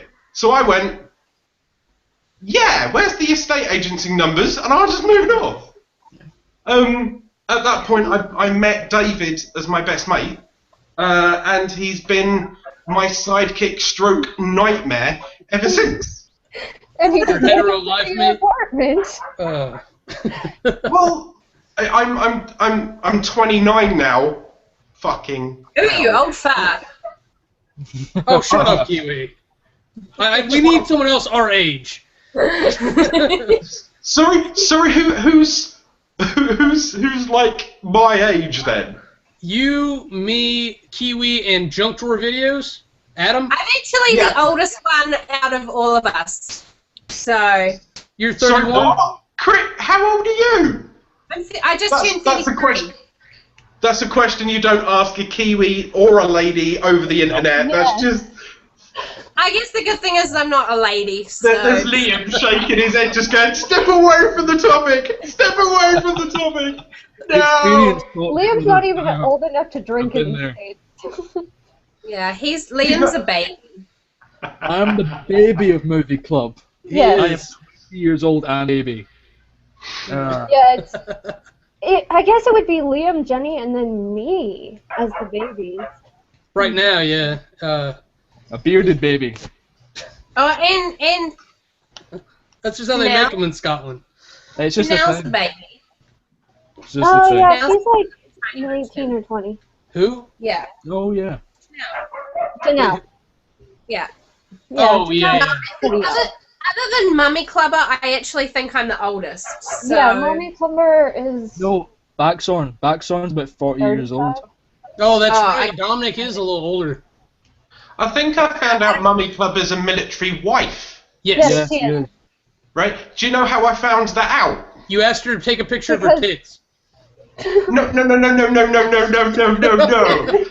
That makes me sound creepy. No. She was going to take a picture of a military helicopter, and she was told that she has to delete the picture. And I went, well, that's what tits are for, right? And then she went, I don't think the boss will allow me to do that. So I was like, okay, oops. No, because that's something that Mommy Clubber and I have bonded over is our relationship with the military. You bonded over your tits. That I didn't. Yes, our tits and our relationship with the military. That could be a group activity. I'm sure everyone would be fine with that. That really helps subs as well. It'd be brilliant. It does help subs. Liam, put him away. Put him away, Liam. Bad Liam. Oh. What? Oh, sorry. No, But it's so that- true. Like the one video that I filmed, and it was just before we were going out for like an event or dinner, so I had a lot of makeup on. The boobs were out quite prominently. They were quite pronounced in the video, and I ended up with like an extra 10 subscribers out of nowhere, and I'm like, I don't know necessarily if these are all the people that I want, like on my channel, if they're just expecting that I'm going to have my boobs out. But considering that I pretty much do most of the time anyway. It's all the teenage boys dapping. That doesn't work for me though. When I take mine out in a video, I lose subscribers. It's crazy. Yeah, I don't know. I mean, because you You scared need to children. wear a bra. The bra helps. Otherwise, they just put it on the Well, spot in the middle. Takes it away. a good bra does help. Noted. I'll Good bra buy will one make for you next feel time. fabulous. God, this show's devolved. And we're not even drinking, so We're you not can't. drinking. It's not drinking club this week. It's now Booby Club. Sorry. Correction, Yeah, it's not Kiwi. drinking I club am. this week. I have, but I'm still embarrassed for everything. Yeah, Jenna just gets So does embarrassed by this this get stuff. recorded and uploaded somewhere? It's live right now, and then it'll be on my channel after it's done. After we end the recording, So if you went to my channel, you'd actually see like 3 or 4 of them that are all like 3.5 hours long. Yeah. We do these a lot. So we're trying to do them every week, and I'm open to someone else wanting to moderate it if they want to. Okay, I guess we're moving on to that. Because like I wanted to get like one going during the week that's like maybe 2 hours, like that way Adam and Jared and Dominic can get on. But it's going to be North American scheduled. We can't properly sort it out for. Well, I guess that they start like at 6 or 8 or something. It's not too bad for you guys, is it? So it wouldn't be too bad for in the morning or in the evening? Never mind, because Dominic's in California. So if Dominic's on, it's completely convenient for you guys. So yeah, it's plus 8 GMT. I barely sleep We'll anyway, figure so it's something fine. Yeah. Servitor. I do think we need to look at having some structure, though. Like, I think it would be good if, because I love the 3-hour-long chats, and it's awesome, especially if you're in it. If you're trying to watch it to catch up afterwards, just to sort of, like, I mean, I have it playing in the background while I'm at work, and it's just like listening to your weird, crazy friends, like, rabbiting on in the background while you're working.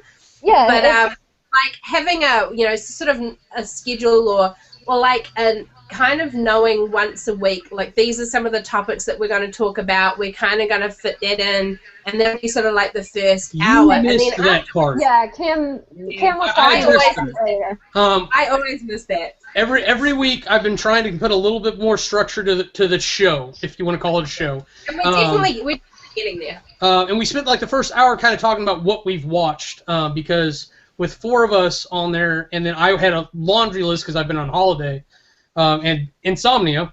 So like I probably took a good 20 minutes of it myself, and then you came on, and then Alan came on. It's so good because when we first get someone in for the first time, we want to hear more about them because this is the first time we've got chance. So like it was really good to get to know them. Face-to-face reaction.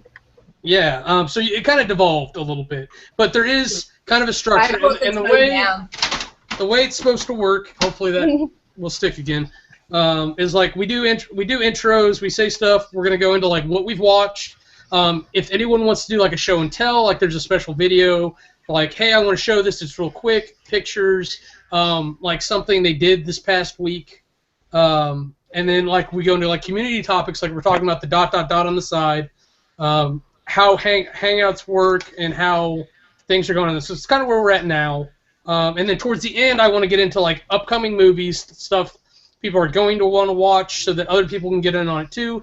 Upcoming projects, like Nina's been doing Project for Awesome, so I want her to actually plug that towards the end of the video, and then we're going to do proper exits. Sounds good. So everyone gets plugged and promoted properly.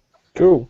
So there is a very loose structure, but with this kind of insanity, it is very hard, damn it, to sit in my chair. No, it's very hard to keep everyone in line, and I don't even want to because it's more entertaining a lot of times when things go off the handle.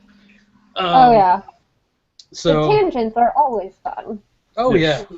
And then, like, of course, now I've been asking people to write down topics, keep a list of movies you watched over the week so we can talk about it, and things that you want to keep note of like to watch later, of course. So like I've got like a little list of topics and stuff, and we typically burn through these really quick.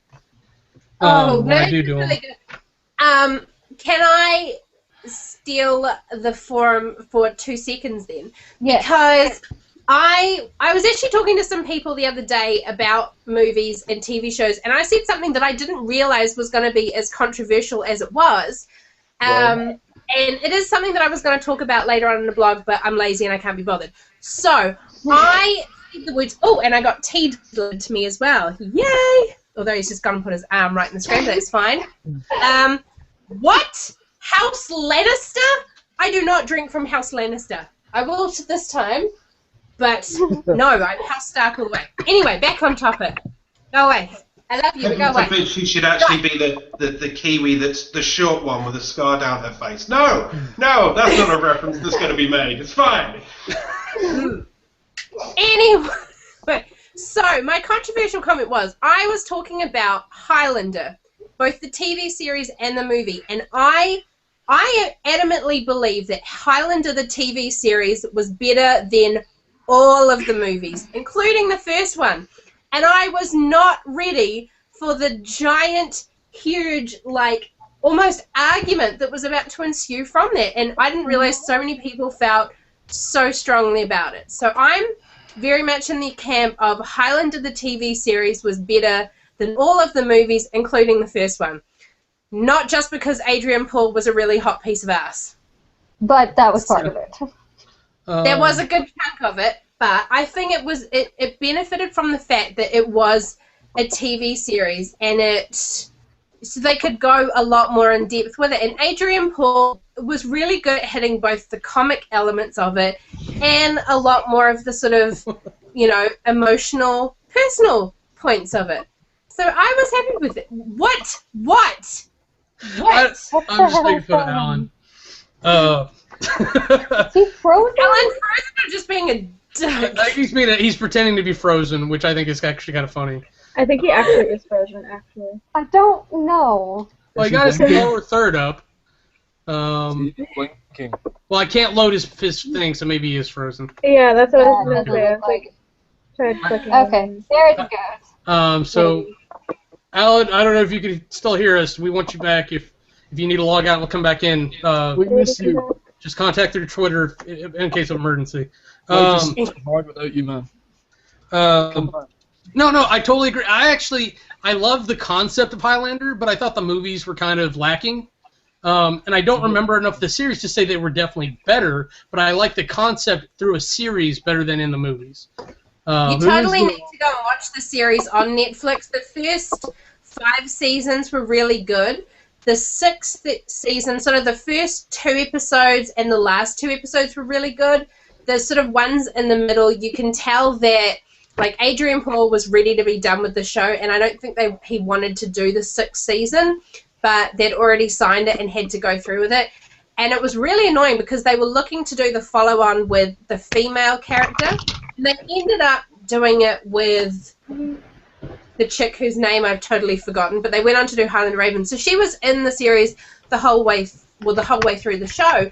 But in the 6th season, they started bringing in all these random female Highlander characters to try and see who would be a good fit, yet they already had someone there all along. It was really weird. So the 6th season didn't work. But overall, I loved the TV series so much more than the movies, even the first one. And I got a lot of shit from it because there is so much love for the first movie, just not the rest of them because most of them are crap. Yeah, I mean, I like Endgame. I think Highlander Endgame's okay. I've only seen the first film. I've only seen the first one, and that's recently. I've been told by various people what movies to skip and what to watch. What are your thoughts on that? Which one should I skip and which one should I watch? I definitely, I think you do need to go the first movie first and then the TV series, and then Highlander 2 isn't too bad. Don't watch Highlander 3 and avoid Highlander the Source at all costs because it is an absolute travesty. Highlander Endgame isn't too bad. So, who's the guy that plays the main character in the first one again? In the first one, it's Christopher Lambert. Christopher Lambert. There you go. Yeah. I thought that And was he's really... alright. And he's actually in the first episode of the TV series to kind of explain the whole how they were making the transition from the movie to the TV show. But yeah, so I was wondering who else has made really controversial statements about movies or TV shows, thinking at the time that everyone else was going to agree with them, only to discover that no, they completely did not. I did that fairly recently on a movie review when I thought, I was clearly on drugs and watched a TV series only to notice that supposedly by proxy, and my TV being a bit gay, shut the fuck up, by proxy that maybe, just maybe, the nightmare that could happen that if you look at one black character and then another black character, and you may just instantly assume that they are the same character, and then vlog for 5 minutes about it at full pelt absolute maniac convictions, and then really put it out there, really love it, really edit it properly. I think it was fairly well structured, only to find out that you're wrong by miles. 4.5 minutes of well-constructed, well-edited, well-argued wrongness. This is cringe-worthy. I love it. I'd be surprised if you didn't end up with more attention by angering the Weedenites, though. Oh, man.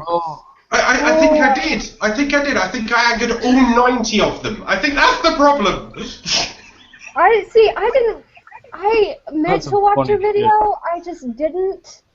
It's fine. It's fine, Nina. If you go and check it, it's still up there, right? But be prepared. If you're a Weedonite, like I claim to be, but I've failed, right? It will burn your brain through your sockets and out the other end. Because I was hell-bent on my convictions. I was right, and I had to do the whole, here's the timeline, and it's here, and it's a load of, this is bollocks. It should just have a caption at the bottom that just says, everything I'm saying this is wrong, minus my name and the exit. That's it. Oh, bless. Put a big annotation on the video saying, this is wrong. But see, I do that. But if you scale back, I did a movie review. No, it was a Doctor Who review thing, right? And heaven forbid, I called Star Trek Into Darkness, Star Wars Into Darkness. I got flooded with so much shit. Trekkers? Oh dear Lord, baby. You angered the Whovians, the Trekkies, and the Star Wars nerds all in one go? Trekkers, thank you very much. All within 8,500 views within 2 weeks. That was painful. That was painful. You are just killing the geek community. See, the joke is that I claim to be part of those within reason. I'm a Trekkie over a Star Wars film any day. I think I've seen the Star Wars films once all the way through. I don't get the thing with the Jar Jar Binks. I think he's quite cute. He's not weird. But I am a Next Generation and a Voyager and a DS9 fan. Maybe even an Andromeda over original. What I don't see. The only entertaining thing about original series is William Shatner. That's it. Yeah, I'm with you. George there's me thinking I'm a nerd enough to carry off this, and if you forget that everything wrong in the Firefly video is wrong, you can see the passion that I'm delivering it with. I will definitely go back and watch it. I'll be honest, I watched the first minute 3 times, trying to figure out what the fuck you were talking about, and then I finally realized what you had done.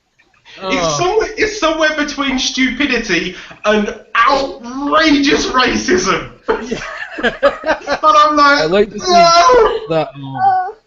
I refuse to take it down. I refuse. It's gonna stay there as an homage to everything that you put things out there, and then you just hope to God that somewhere down the line someone songifies it. That's the only thing you hope. Just imagine that. You know, I have a video kind of like that where I'm just massively angry at the ending of Mass Effect, and I'm just like, and it's just so funny, and thankfully that's where I got a lot of my subscribers, but, I was just, it's so funny. I think unsurprisingly, the most popular videos of mine are ones where I'm drunk. So I really am just contemplating doing a My Drunk vlog series because you know what? I have to go into I really am a weird drunk. Like, I slur and well, I mean, most people slur when they're drunk, but I just become like a really weird, immature child. I used to go through my really angry phase when I was drunk, but then I learned to avoid rum and whiskey. So if I stick to the clear spirits, I'm fine. But yeah, I'm thinking I might just have to do a My Drunk Blog series because it's been the most popular things that I've done. Yeah. So Yeah, tequila was mine that I realized that I was real No. angry with. yeah, more popular than my boobs. So, which is kind of upsetting because I'm quite proud of my boobs. I do Put them like them. together. Yeah. My Drunk drunk and boobs. Boobs are the woman's secret weapon. I mean, I don't mean to sound bitter or anti-titist, but frankly, Oh, you don't want to be that. if I had tits, No one here is then anti-titist. Victor Franco wouldn't have banned me from his comments. He wouldn't. He just wouldn't. You got And I banned? know he's done it because I used to comment a lot, not in a spammy way. It used to just be, here's an Alan S. comment. So it's like, what do you think of this thing? So it's like, yeah, I think world peace is wonderful, especially if clown porn is free. So everyone would like the comment, and it'd ride to the top, and I'd get 10 or 20 subscribers that day through pure stupidity, and then it'd be fine. But all of a sudden, around about 3 weeks before the whole fuck you Google Plus thing, I don't have a guitar. Before that whole thing, I stopped receiving people from Philly D videos, but I commented on epic rap battles of history, same kind of thing. I wish them all the best. I rode to the top, and I was very, very, very lucky that someone responded, which was Epic Lloyd, within the Epic Rap Battles of History account, and that's where I got 350 subscribers over a weekend. They are, in fact, here's my little name-dropping element, they are, in fact, subscribed to me, which blew my fucking head off. That's I big. have no idea if they watch me, but they responded saying, you know, wish you all the best, thank you very much, and I hope this helps. And yeah, it did. So within, less than 5 months, I hit 1,000 subscribers. Yeah. That's really cool. And you got quite a bit from the what was it called? The bit thing where you went right before Alfie, was it? Yeah, I do you now, which is very much like this. Yeah. And I hopped on there very, very luckily. I grabbed 20 minutes before Pointless Blog, and I was like, basically, everyone's on that side with a live chat questiony thingy. It's going fucking ape shit, and all I can do is just go, wow, wow. Yeah. Wow, there's like 3,000 people sat in the room, and I'm just like, yeah, subscribe. Yeah, there. Just anywhere I'll give you blowjobs and cookies. I've got teddy bears and prostitutes, I don't fucking care. Blowjobs and cookies.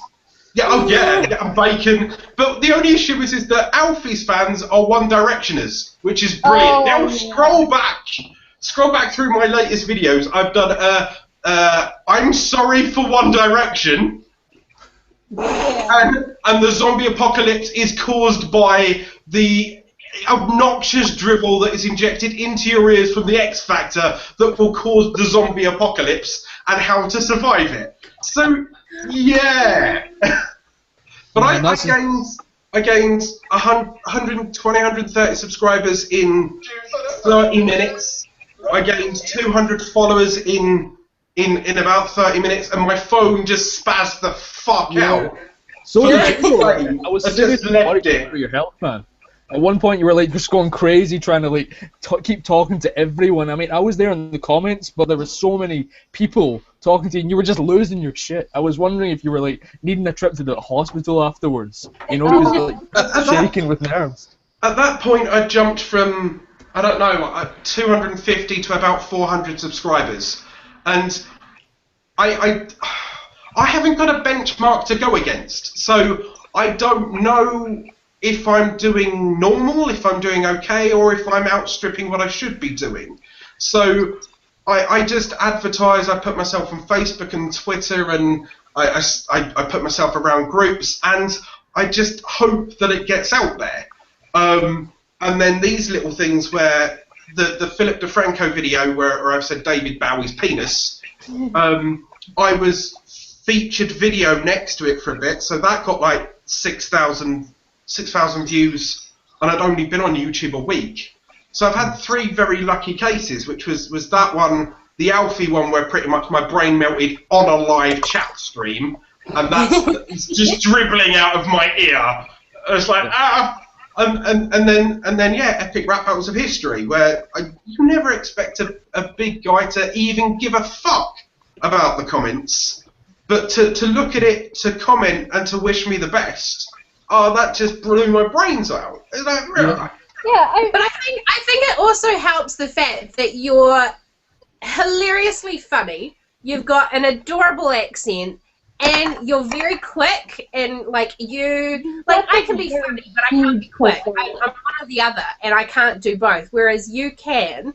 Plus, also you have a fabulously foul mouth, which I love. So that's always gonna give you're married, and this is the internet, and this foul mouth can only talk. Otherwise, it's a different figure rating, and strangely enough, that's called porn.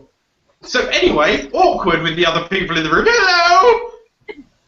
What's that? What's this porn you speak of? We will have a whole special where we educate. They banned it in the UK. Once again, I've done another video.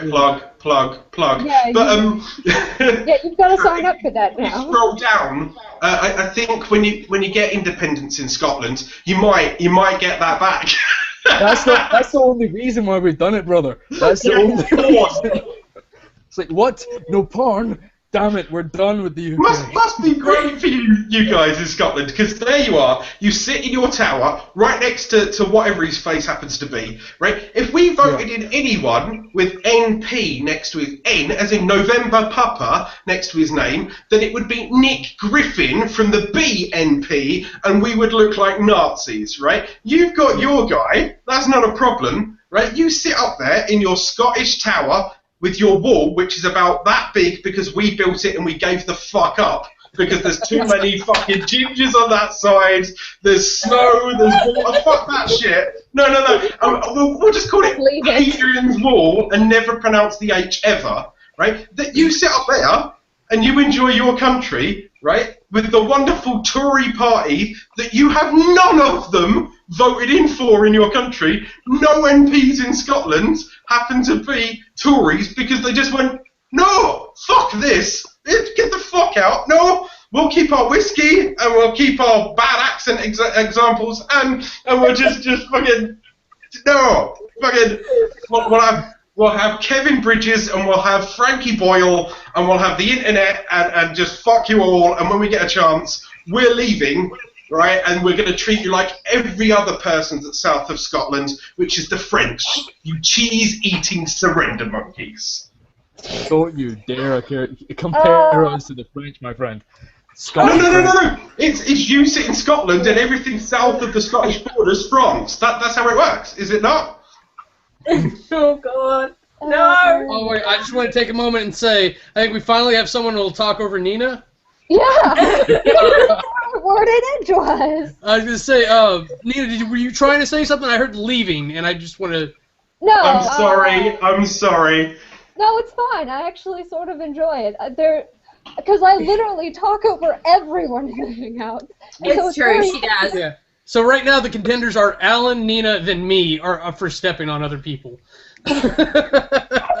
Some people pay for that privilege. That is true. Yeah. Some very wonderful clubs and wonderful people. So, it's quite fun. It's quite funny when Jenny's on because she's so nice, and so I'll just keep talking for 5 minutes, and she'll be like, "Please call on me." Yeah, she'll put the hand up, and that just won't matter at all. She's like, "Please." We've been pretty good about that. The hand, Alan, you're new. The hand usually means like, "Hey, when you're done, I have something to say." Yeah, that's what my elbow's for. I'll just budge it in your face and I'll talk over you anyway. It's fine. That's why I've got a channel on my own. I did a little collaboration thing for a little while with a guy called Not Tom with 3 T's in the middle.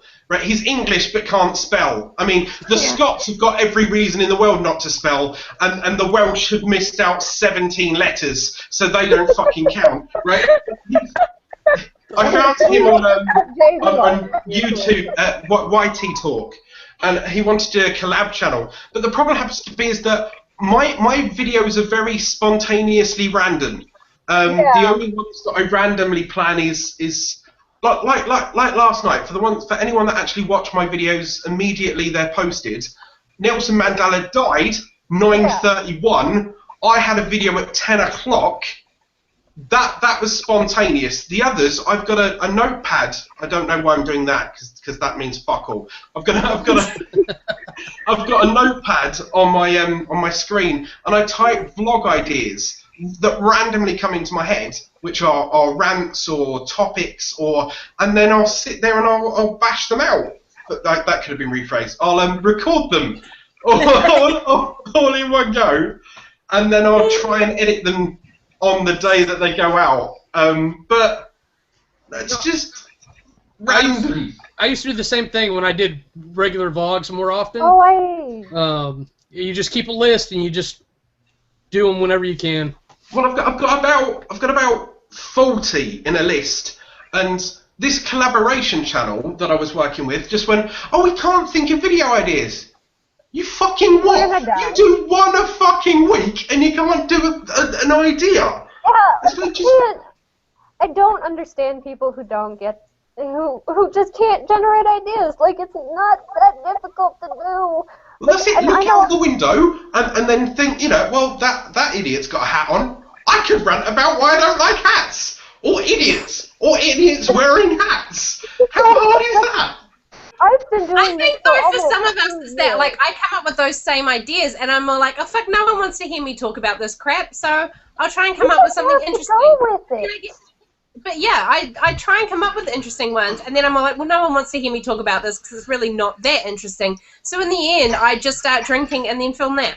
So yeah. No, my Mass Effect 3 rant, I thought maybe 30 people were gonna see that. I was like, okay, this is gonna be just, fuck off.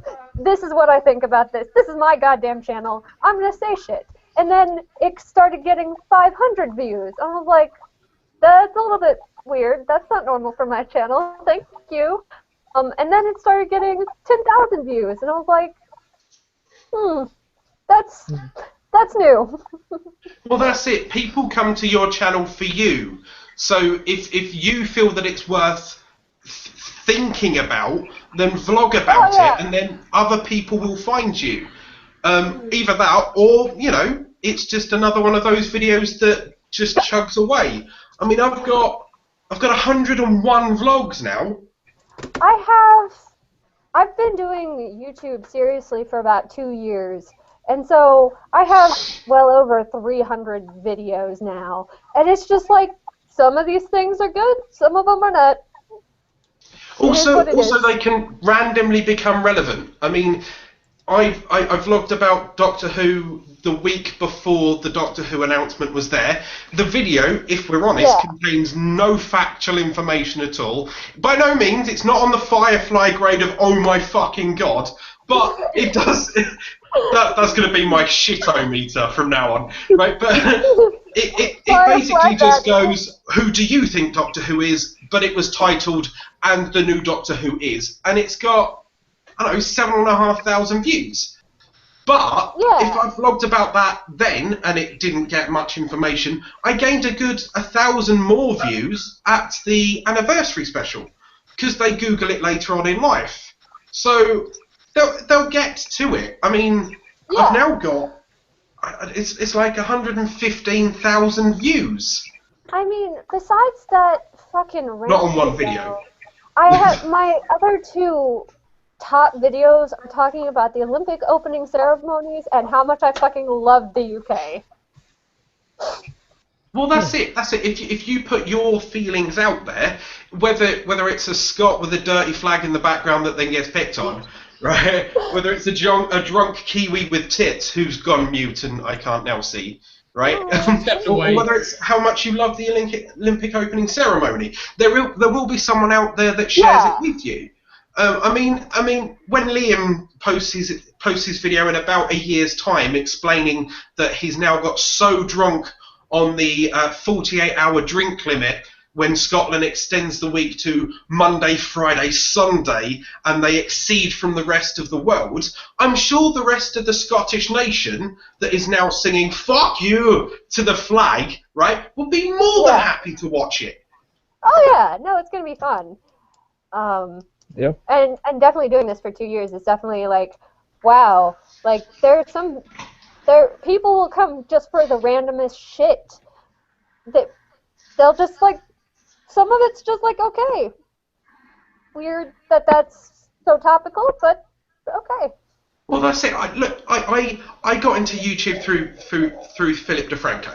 Yeah. I watched him ages back, and yes, I have a penis, so I found him through a boob thumbnail, because, you know, everyone does so. I found him through boob thumbnails too. Exactly, right? Everyone loves boobs, so I found him through there, Amen, and brother. that was when he had a format very, very similar to what I've got now, and that's the reason why I do it in that format. Screen behind, but he had a monkey poster, and he ranted at the camera, and then he did, you know, a daily. See, Liam's queuing up a beer already for the accession of Scotland and the 3-day week. So yeah, I watched that, and I saw him with the screen, and that's why not just go that way. But if you go back through his videos, they're still entertaining to watch, even though they're not necessarily topical. They're historically topical. So he explains how Britney Spears is now being trashed for being fat and coming back and doing a Toxic or whatever the fuck it happened to have been at the time. And he's still entertaining back then. And you trawl through. I mean, when I gained the 200 or 300 subscribers from Epic Rap Battles of History, that's it, Jenna. Just a little bit lower, and I'm slightly less creepy. Yeah, no? Okay. Yeah. When I gained 200 or 300 subscribers from Epic Rap Battles of History, you can see how they go back through to view them. And I got 3,000 or 4,000 views over the course of all of my videos recursively for 3 or 4 days. Yeah. I must have gained 20 or 30,000 views in a week, because people go back and have a look. And then they'll share, and they'll make it more relevant, and yeah. That's all I can suggest, really. Just blog from your heart. Talk about what you want to talk about, and that's definitely the advice I give to a lot of people is, like, just start talking about things. Like, it's gonna be hard. It takes work to do this, but you'll get better at it. You just have to do it. Yeah. See, the way my channel works, I think, is I sort of trick my people to start subscribing to me. They come for the accent, and then it stops there. Shut your mouth. It's not about your accent. It's a drawing factor. It is. Real quick. Yeah. I don't know if he's still in the audience, but Drifting Johnny dropped in on us earlier, like about an hour ago, and I missed him. So hi, Drifting Johnny. I want him in on this. I missed the message. I feel really bad. Who was talking earlier about wanting cookies? God. I always want cookies. People always want cookies. Oh, that was a different person. But, Fanny something. I'll always have cookies and bacon.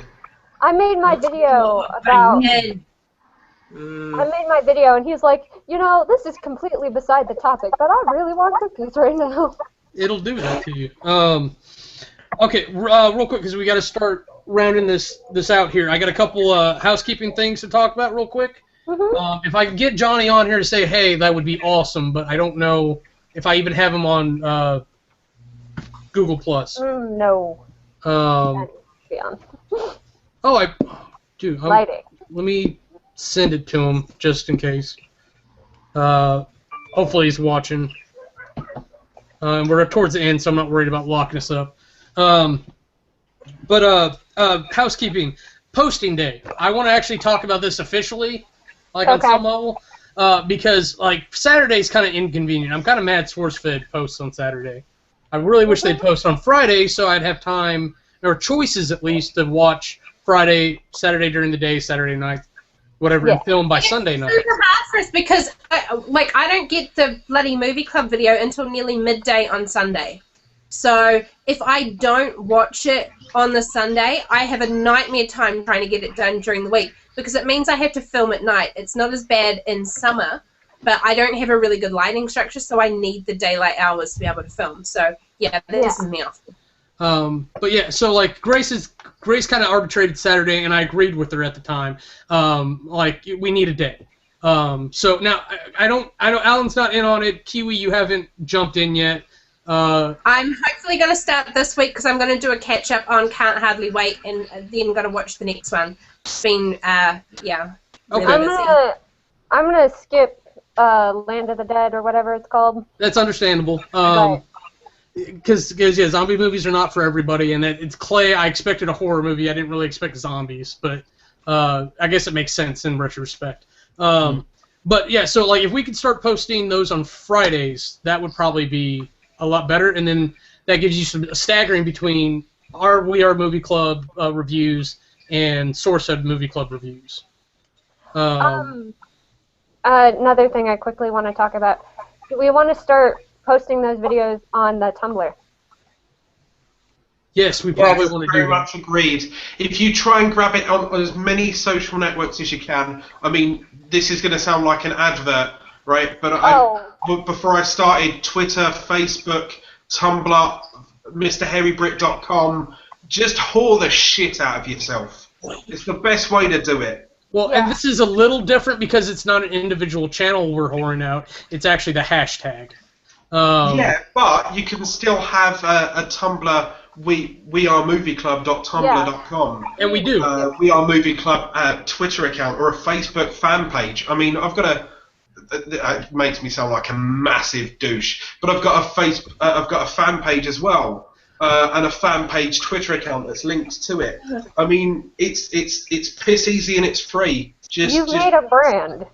Exactly. Yeah. I've got a House the Kamurai Built fan page. It has two fans, but I mean, I've got it there. Facebook page, and that's about it. I've got about 883-ish on mine. I'm more than happy to shout out and plug people and throw it up. I mean, if there's a structure, the only reason I haven't jumped in all honesty, is it's a bit chaotic. If I know If I know the main video's on a day and then I have to submit before a day, I mean, like SourceFed does, yes, it goes up on a Saturday, but yes, you know, if you submit before Wednesday, then you'll meet it for the Saturday. If people want to cut other people in, then they can. If they don't, then fine.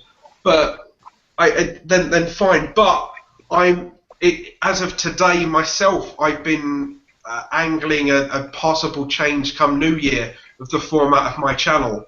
I'll possibly go 5 videos a week, which is, those are big eyebrows there, Chris. So possibly 5 a week. But the idea is that, subject to fingers, those 2 there will be personal or a movie club. So it'll be newsy kind of stuff like woman kills hamster using baby's face. Right, on Monday, Wednesday, and Friday, because those kind of taglines worked for Philip DeFranco. So, you know, if I put a UK spin, if I put a UK spin on those, but then say a movie review would either have to be a Tuesday or a Thursday, and the other one would be me ranting about how much I want to punch my neighbours in the face. You know, so I would have to try and fit it in there. By the way. That is like super hard to do. That is really hurting my hand. Like, well, here's a tip. If you're a wrestling fan, think Steve Austin. So do that, right? Yeah. And then put out the thumb, and then put out the little finger, right? But then it's the little finger. And then listen to Steel Panther, and you'll be fine.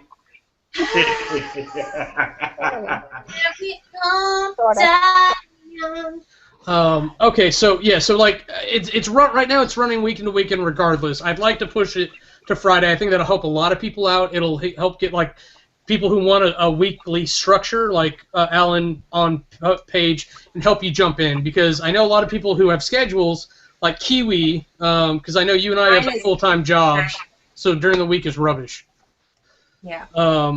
So. But there's nothing stopping you recording and uploading later. I mean, I mass record, and that's what I would be doing. Yeah, I try to mass record on the weekend, but then, you know, we've got like 3 hours worth of Hangout, and then I've got Movie Club to try and get done as well. And then I've still got all the things on the weekend to do as well. And right now, during the week, I am up super early, trying to fit in a run, getting to work. I don't even have a lunch break most days because I am so full on leading up to Christmas, and I'm working through Christmas this year. So, yeah. Have you ever considered blogging and reviewing on the run? I mean, not necessarily with a headgear, right? Like with Vlogmas, I started doing maybe the first one or two where I was like, okay, I'm going to upload all of my like little snippets throughout the day and edit it together and load it up. And then for sort of the last 5 or something, I was like, screw this. Just do it straight on my phone, one quick take, YouTube capture, straight on up. Don't care how it looks. Don't bother editing. If I want to get 24 of them done, it's the only way I'm going to be able to do it. And then there were like 1 or 2, I actually filmed a couple of them on the same day, and then so I had them ready to go. But, yeah, it's just, I want to do everything, and there's just not enough hours in the day to do it all. Well, that's why with me shifting to 5 videos a week come New Year, I'm going to be recording them now. I'm going to basically a week, the weekend just before New Year break, or I might do a few tomorrow for that matter. But I've got 5 in the bag already, ready to throw out randomly. Like in this case, I didn't know what WeAreMovieClub's video was, and I looked at the source-fed one, which I don't even know what next week's source-fed movie is. And I looked at the source-fed one, and I just went, I don't fancy that one. So I decided off my own back, fuck it, I'll do my own Christmas theme. So all of my movies this month are Christmas films. Home Alone, Nightmare Before Christmas, Santa Claus, and another one that I haven't remembered. Do Love Actually! Do Love Actually! Yes! I think that's actually on the list, actually. Love Actually is like the best Christmas movie, It is. I think, ever. It is amazing. I watch it every year without. But the idea is that I'm going to cram all of those recorded tomorrow, and then, granted, I know that I'm self-employed, so I know that I've got more flexibility than the average 9 till 5. So if I can't be bothered with work, I can tell the clients to go fuck themselves, and I'll set up the TV and I'll record.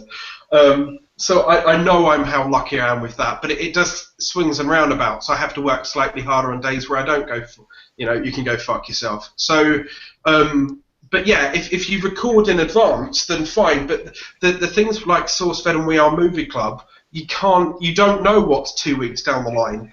So when it comes to these news stories that I'm going to do in the new year, if I can record 10 or 15 of them before it hits New Year and they're not time sensitive, then I can leak them out. And then if anything changes, like the Nelson Mandela thing, that actually replaced a video which I advertised the other day. I'm doing a Q&A, and some of you submitted questions for that.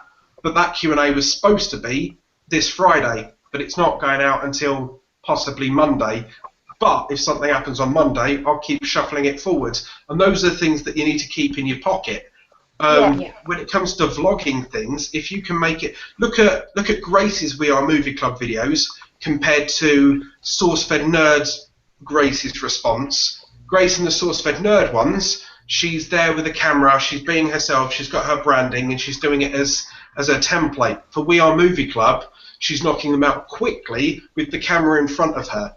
It's not knocking her, it's just a method of doing it. That way you can actually watch it and do it, and then mash it all together, and it condenses time. If you're vlogging, which you wanted to do more of, then you can vlog and review. Oh look, there's a duck. Oh, I watched the film. I think Firefly is not as racist as it actually is. It'd be fine. Yeah, I think though the only problem with I thought about doing a lot of the reaction videos and the just exactly what Grace did with her WeAreMovieClub ones. The only problem is I'm really vain, and I'm all like, oh, I don't want to get like a double chin shot or look kind of icky, or what if my boobs don't look good? So I can't do that. That's the only problem. That's the reason that camera's there, right? If I move the camera down a good foot, I put on 3 stone. It's just not happening. It's not happening. Yeah. I was going to jump into the hangout with you on my lap, but although it is nice to have many ladies on my laps and a Liam, because that's creepy, but I just needed it. I needed it. I think he just called you a lady. Liam, you're back. Yeah. Okay. So just moving on because we're closing in. I kind of want to end the broadcast on time today, and we can hang out afterwards for a little bit. But okay, so we cut posting day. Tentative Friday. We'll see if we can make it work. Whatever.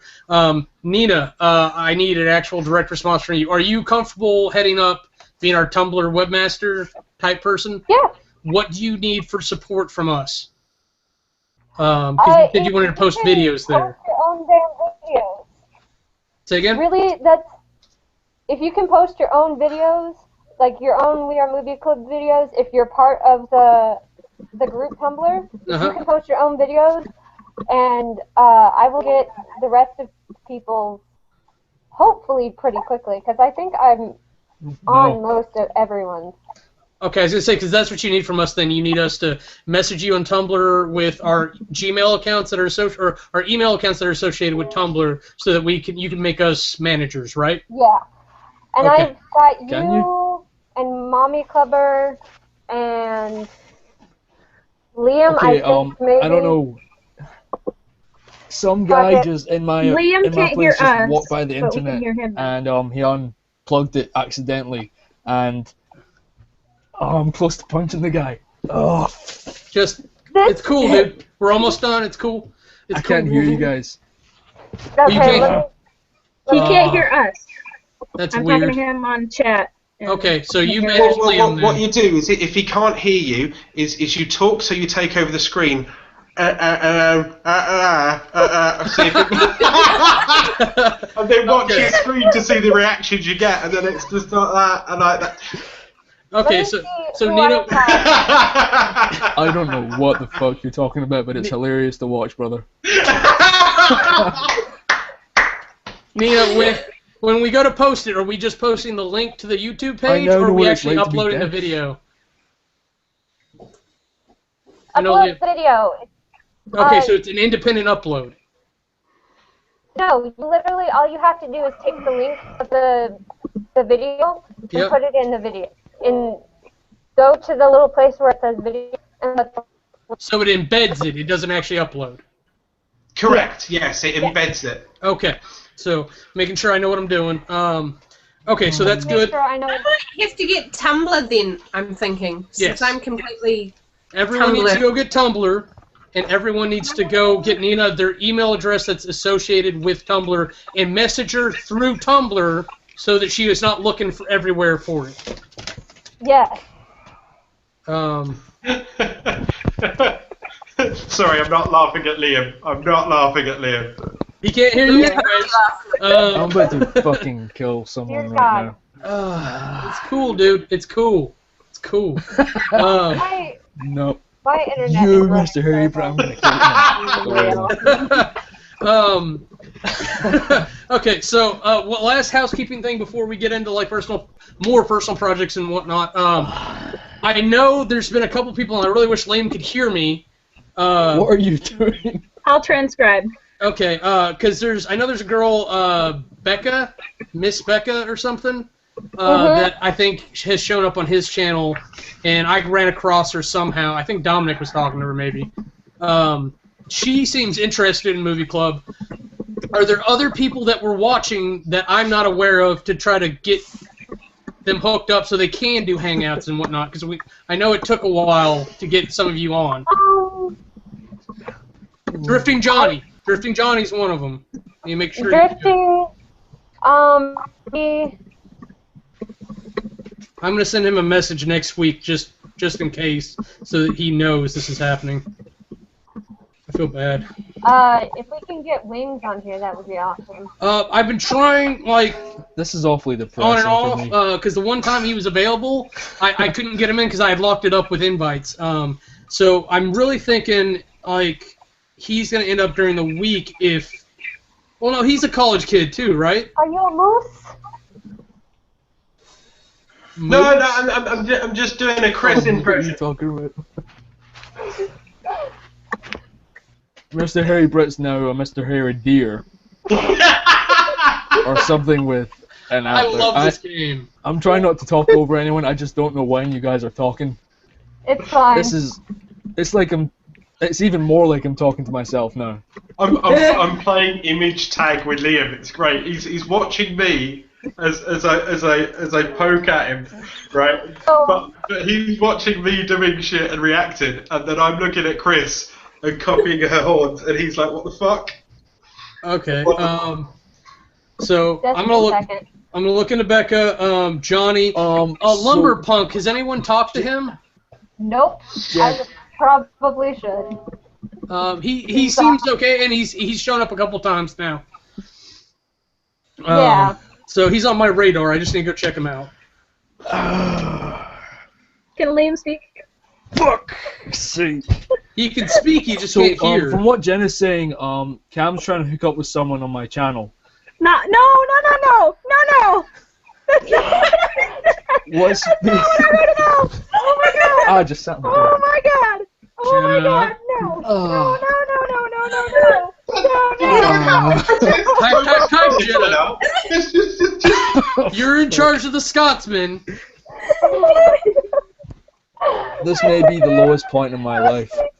I just started my own balls on air. In that case, You stabbed your balls? Whoa, what? No, hold on, that's not funny. But, Alan, what were you doing just there? I just saw go like. Okay. Right, I was playing with my orange. Call now and trying. So the people I have on the Tumblr are Okay. Tor, Jena, me, I'll Cam, See you in Mommy. a second, guys. Okay, he's gonna try to come back. Okay, so no one else has any other suggestions for newbies. Okay. no, I'm a snob and I don't talk to people, so.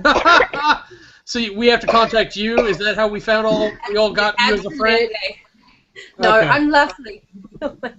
Try and stalk Philip DeFranco and SourceFed Nerd people. That's my biggest suggestion. I mean, granted, I know they fuck with the captions, Hold on. right? That's the reason I've got the shit behind me, because they I thought here's a good review. Now they can fucking see who I am, but try and jump on him. Tor's not here. Damn her. She's messaging me. I need to yell at her. Okay. 12 Days of Movie Christmas. Kiwi, you're in charge. Fucking step up. I'm not in charge. I just wrote the lyrics. But Okay. has everyone filmed their responses for 12 Nights of Movie Club? I know. Me, and Tor, I think, have. When do I you have. need it? Liam has. I think. Alan. Right? And Jen. Yeah. I can hear you guys have now. you by the filmed way. it yet? When do you need it for? Jenny, Liam, and I'm I. trying to find out. Or by the 15th. I think it was the 15th, but the sooner the better. Okay. Yes. Yes. 15th is the I deadline. don't get but- because I'm sure I included. I think you were like one of the first people I put on it actually. That's So- because I'm your lovable, hairy, weird thing. You're Yeah. our Yeah. weird hairy uncle. Love you, my little hairy monkey. Yeah, Okay, that's what you say, smashed off your face, so I can put it at the start of one of my videos. That was brilliant. That was amazingly brilliant. And I will have you know, I don't drink wine. I drink vodka or cider. It doesn't matter. It still gets you drunk and booby-fied, so it's fine. But I've got a what Christmas means to me vlog coming up, so I'll tag it onto the end of there because singing in videos is kind of a thing that I do supposedly, which is fucking horrendous. So Kiwi, get him the lyrics so he can join in on the fun. But she says she's got about 5 responses. She needs more so that she can string it up. And then when she gets done, I'll do the longer one. There should be a lot. I know there's been a few more people that have done it. So I'll start hounding people tonight to make sure everyone's done it. I know Mummy Club is doing it. She just hasn't got around to it yet. So I will chase her up some more. But yeah, we definitely need a few more people in Yeah. for it. Why does Liam look like he's in pain? Well, he hit his junk again. I thought I said that before. I kind of had an unfortunate incident on air. I went in here, was I? It's So how far is the bottle up Uranus? Completely. It's now waist up there with my stomach. It's really sore. Well, I mean, it's not intercontinental sexual assault, so. Yeah. Well, it's fine. Next time, use either Vaseline, lube or love, and scream freedom as it's entering, and you'll be fine. Oh yeah. That's like what happens during intimate times as well. Okay. Get this back on track a little bit. Does anyone have upcoming projects? Like, Nina, do you want to plug anything particular about your Project for Awesome video? Project for Awesome, Hank Reed did an awesome how to make an awesome Project for Awesome video. If you want to be a part of this, go check out his video. It's 48 hours promoting charity across YouTube. Nearly everyone who's big on YouTube gets into it. I know Phil has done it. So really, it's a really great time, and it's just so cool. So what's it about? I saw was it Hank from the Vlog Brothers mention it? It's a 48-hour YouTube-a-thon for charity, and YouTubers make videos about their favorite charities, and so we all just kind of collectively help people for 2 days. Okay, and what timeline is this? It's the 17th and 18th. Okay. That is not next Tuesday, but the Tuesday after, I think, or the Thursday after. So that's another video to add to my timeline that then shuffles it down. That's fine by me. Let me check the calendar real quick. That is next Tuesday. Not this coming Tuesday, but the next one after. Yeah. Okay. Yeah. Does anyone else have projects they want to plug real quick before we move on to watches and then we end? Yeah, I am doing the 24 days of Vlogmas, so I'm vlogging every day leading up to Christmas, mostly about Christmas stuff, occasionally about I'm a dumbass that deleted all of my video footage, so I have nothing Christmassy to vlog about.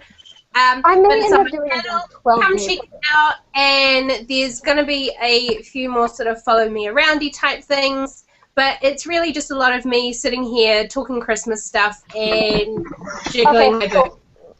Cool. I may end up doing the 12 days of Christmas, but I actually have to go very, very soon. Okay, so, do you want to go ahead and do a sign-off real quick? Or? Yeah. Okay. I'll do that. Hi, I'm Nina. You can find me on SourceFed Nerd as Pollution Night. Go to my channel, Vlogs Life Nina with a V. You can find all of my social media there. And thank you for being awesome, guys, and I will see you very soon. Thank you so much, Nina. Bye, Nina. Bye. Okay, so moving on through things. If no one else has any projects, does anyone want to plug like a to watch? I mean, we did a bunch earlier of stuff on Netflix. It's clearly got to be the Human Centipede 2. That would be amazing fun. No. No word of a lie. I put up the review for Human Centipede. No large channel support at all. The pure oh my god factor of it has people clicking through. I've got over 1,000 views, I think, on that video, and it only went up 3 weeks ago. And there's no big channel support on it. Yeah, that's one that gets attention, unfortunately. But like in theaters coming out in America, I don't know if it comes out in UK or not. There's a movie called Her. I'll deal with Tor later. That's what that beep was. But there's a movie called Her. It's essentially a guy like falls in love with the AI on his phone, like Siri. Like if you guys are familiar, like a Big Bang Theory. Yeah. Yes, very similar. It's like I'm super excited. Like I'm about to go to the movies by myself to go see it. If no one wants to go see it with me. Here's a tip: don't get the big bucket of like ice cream or popcorn, and whatever you do, make sure that you don't bring in the Vaseline in a clearly obvious place, because they'll throw you out after a while. Well, it's mostly gonna be Paul Giamatti and Scarlett Johansson's voice. So I don't think that's going to be what I'm going to whack it to. I mean, Alison Hannigan's voice alone can get me into like 17 shades of wonderful colours. I think Jenna wants to talk. Jenna. Yeah.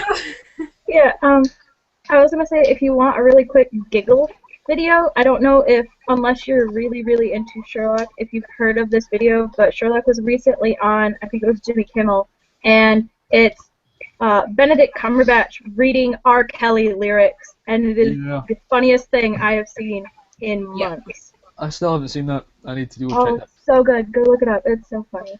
Okay. It's hilarious. And my recommendation is, everyone, if you haven't seen the Highlander TV series, go and watch it. Apart from the fact that it's a bit dated in some places, Adrian Paul is a serious hot piece of ass. There can be only one! Unless they're Scottish, then there could be two of them in the same family that don't bother to kill each other until the end of the Endgame series. But anyway, yeah, I'd agree. I quite like Highlander. Yep. Yes. My favorite video, as always, will be the He-Man video. Hey, yeah. You know that one? What are you talking about? No, go search up the He-Man video. It's so good. Both yours and Jenna's are things like I would have wanted on Show and Tell. Like, let's watch a video and film our reactions to nonsense, just for future reference. Next week for Show and Tell. Okay. Yeah. And for the You know record, what? I still haven't mastered the whole banner thing underneath my name. well, when we end up here, well, we can try to walk you through it if you want. But oh, there you go! Hey! Yeah. Yeah, you gotta turn it on. That's my channel there, right there. Anyone that's watching this on YouTube, yeah, this one right here. Yeah, everyone loves me and my hair and my weird accent and my ability to. Why is Chris reindeers really sad? They're not sad. They're They happy. are. Lean forward, and back, and forward, and back. And forward, and and now you can gif the shit out of that with some wonderful pictures. There we go. Oh, you fell to the power of Mr. Harry Britt. Oh yeah, baby. Now the reindeers look sad. Let's go ahead and do sign-offs and just end on air. Liam, do you want to start us out? We'll go Liam, Kiwi, Jenna, Britt, and then me. Sure thing. Hey guys, my name's Servatorix on YouTube. I am at the Servatorix on Twitter. I am Scottish, if you had not known that already. I have a Scottish accent. That's all you really need to know. Go for the Scottish accent, then be lied to and unsubscribe. Because that's all I am. The content is not nearly as good as the accent. Oh, sad. No, I'm. Oh my god. Shut up, you dickwad. Okay, I'm gonna do it. I'm Chris at Kiwi Chris Jones on Twitter, NZ Chris Girl on YouTube. I have the habit of getting drunk a lot and then filming it, so come and view that and my happy Kiwi accent, and I love you all. Mwah. Yeah. Oh my god, I got my hand stuck in my hair. Oh my god.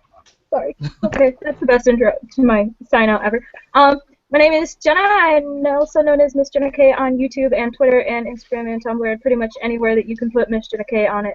That would be me. Me. Hello, I'm Alan, and I've been juggling oranges for a while, and it doesn't work. I'm Alan. I'm Mr. Harry Britt on YouTube. It's Mr. Harry Britt on Twitter. I've got weird reindeer heads nodding at me.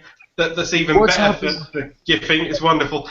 So yes, sorry. That's it. Just put me off there, Chris. Yes, Mr. Harry Britt on Twitter, Tumblr, MrHarryBritt.com. And whilst I am bouncing oranges off the head of a midget, I would like to say goodbye, but feel free to subscribe to my YouTube channel, where I continue to be an abrasive arsehole, make people smile, and hopefully lure people in with my hair and really obnoxious jokes about blowjobs and swallowing things that you shouldn't do.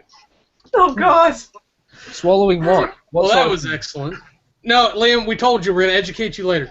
We can have the talk finally. Yeah, you missed it. You was claiming not to be able to hear things whilst I was doing wrestling references and stuff like that. Oh man! Is All that right. all part of the talk? But I'm going to be getting it later on. Mm-hmm. Okay, give me just a second, guys. All right, I'm Kamurai. You can see me make an ass of myself on Jam on Toast 528, where I do movie reviews with all these lovely people for SourceFed Nerd Movie Club. In addition to the hashtag WeAreMovieClub, you'd also find me on /HTKB, where it's my personal channel, or my video game review channel, Gaming Division 528. I said video games, but that's really all that's on there right now. You can yell at me at Kamurai25, tell me all the horrible things I'm doing wrong in life, and I just want to say thank you for watching if you are at home and watch through this, and thank all of you for making wonderful videos and being on here with me today. And thank you. All right, Thank you.